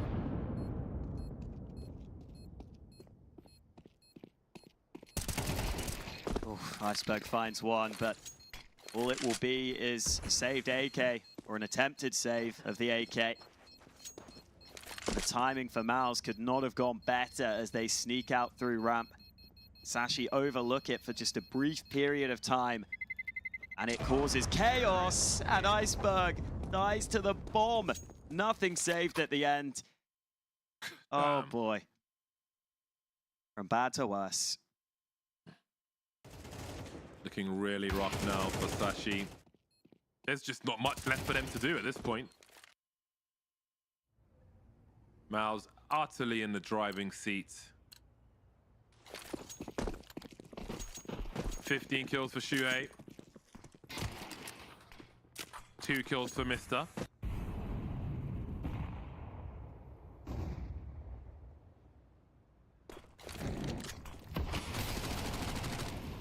We did see the USPs come close previously.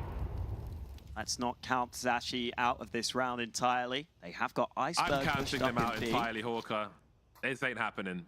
Not again. MOUZ have learned their lessons.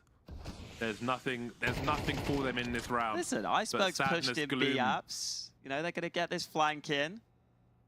Oh no, I think Broland's ready. Yeah. It's not happening. Yeah, the puzzle pieces this. have not fallen into place. They've been thrown away. Oh, they've even snuck into B. So the B info was fake the whole time.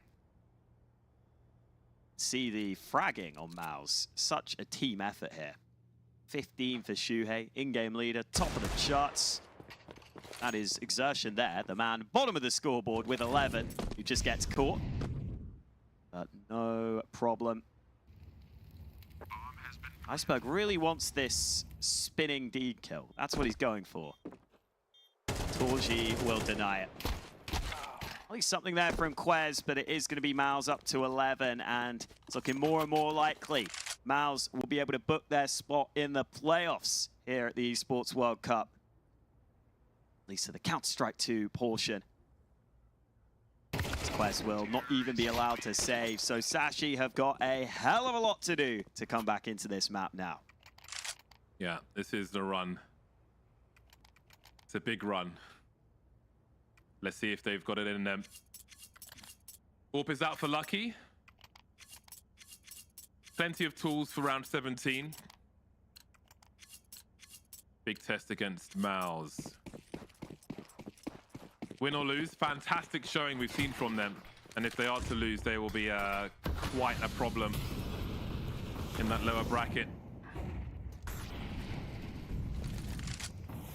So Shuhei will suggest that perhaps somebody is behind those boxes. Maybe that's a tool he can use should he require a fight later on.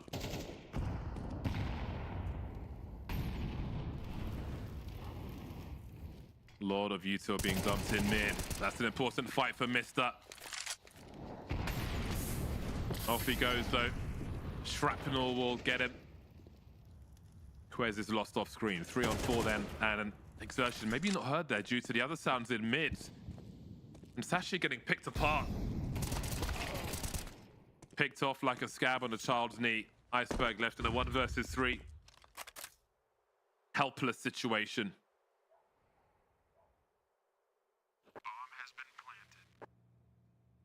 Yeah, looking like MOUZ are just taking over at this point. And listen, we expected that might happen at some point, and it's good to see MOUZ playing well. But for Sashi, such a shame after such a heavy fight that they put up throughout this series. I think this last map is not going to be quite as close here. But this is the caliber of team that MOUZ are. We know that they are title contenders. We know that they were able to win Pro League. So it was always going to be a hard ask for Sashi in this one. 12-5 now. There's, of course, still further chances here for Sashi if they do indeed go on to lose this. It will be that elimination stage, but best of ones, a long grind back, only one team makes it. Will be a lot for them to do. As for MOUZ, looking great. All their individuals showing up here. See at the end there, Iceberg at least able to hold on, but series point for MOUZ. Playoff point for MOUZ. And with how this second half has gone, I would not be surprised if they take it here. Very brutal fights at the beginning. Sashi maybe not done with this one just yet. MOUZ still in control of the bomb with the 3 that remain. All fighting to be top fragger now with Broland gone with 16 frags. Iceberg caught creeping. Risks being taken by Sashi, trying to find something in this half. And the task is made harder.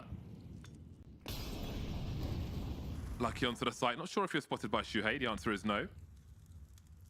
He's looking for more though. He's looking for a grand play. Not on this occasion. Maybe not in this series. Quez now is the last man standing who has perhaps been heard. He must have been heard by now, surely. Definitely been seen. And that will be the end of that then. 13-5 for MOUZ. A big effort, a noble effort from Sashi, but running out of steam towards the end. Yeah, and an important victory for MOUZ, getting themselves into the playoffs. The favorites so far doing what they need to do here at the Esports World Cup.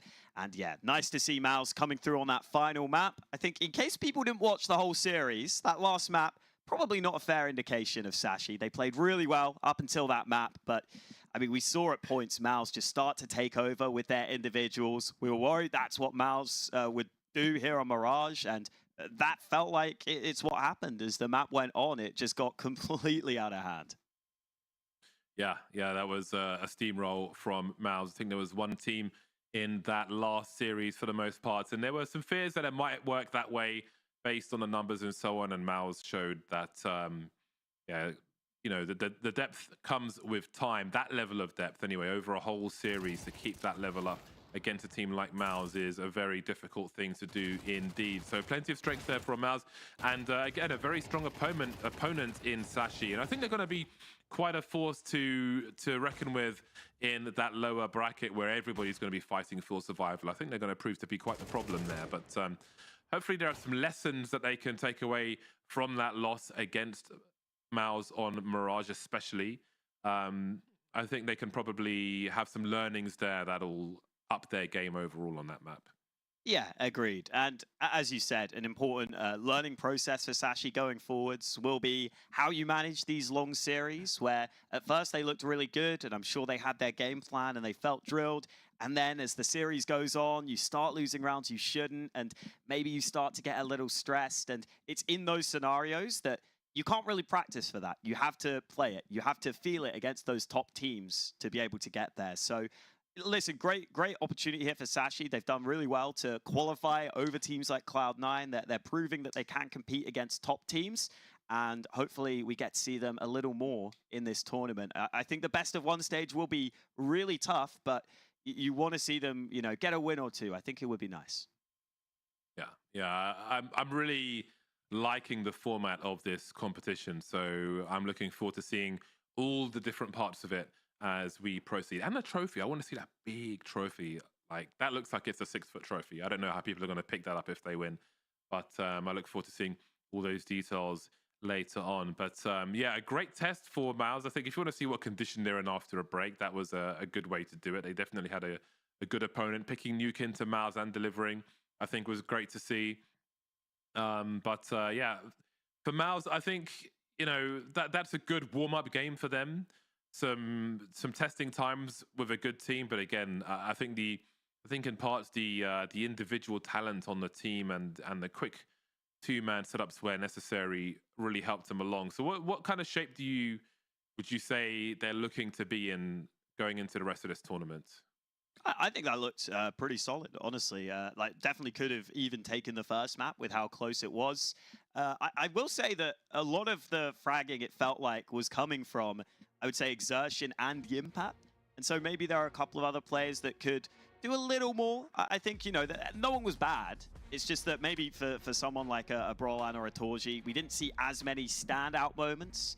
I actually think on Mirage there were a few rounds where Brolan seemed to just get caught out as that A anchor. So maybe those players will step up as the tournament goes on. But I mean, that's the thing with this MOUZ roster. It's such a deep lineup in terms of talent. We even had Shuhei fragging really well on that final map. So don't think that there are any real issues. I think this is exactly what you want to come into your opening matchup and do. And going forward, I expect them to still look very good. I think coming into this tournament, if I were them, I'd be saying semi-final is what we should be aiming for, at a minimum. And I hope we get to see them go deep and get that. All right, that's going to bring the broadcast to a close on this channel for the time being. There'll be more Counter-Strike later, but of course the other channels have some Counter-Strike as well, so there's plenty of action to be tuning into, so hop on over to some of the other channels and see what is going on over there. But it's goodbye from us for now.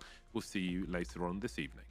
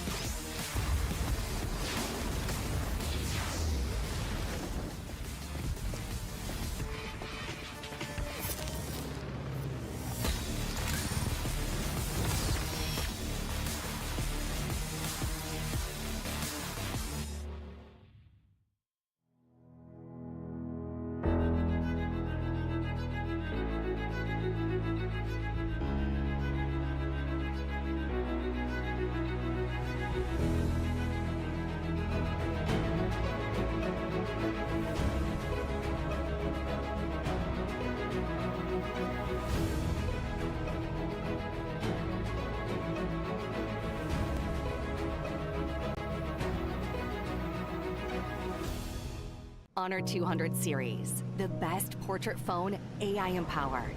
Studio level, AI portrait camera, 3 hardcore portrait modes.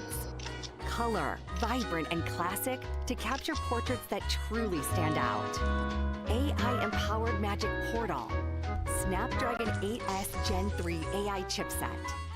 5,200 milliampere per hours silicon carbon battery, 100 watt. Honor Supercharge. This is Honor 200 series.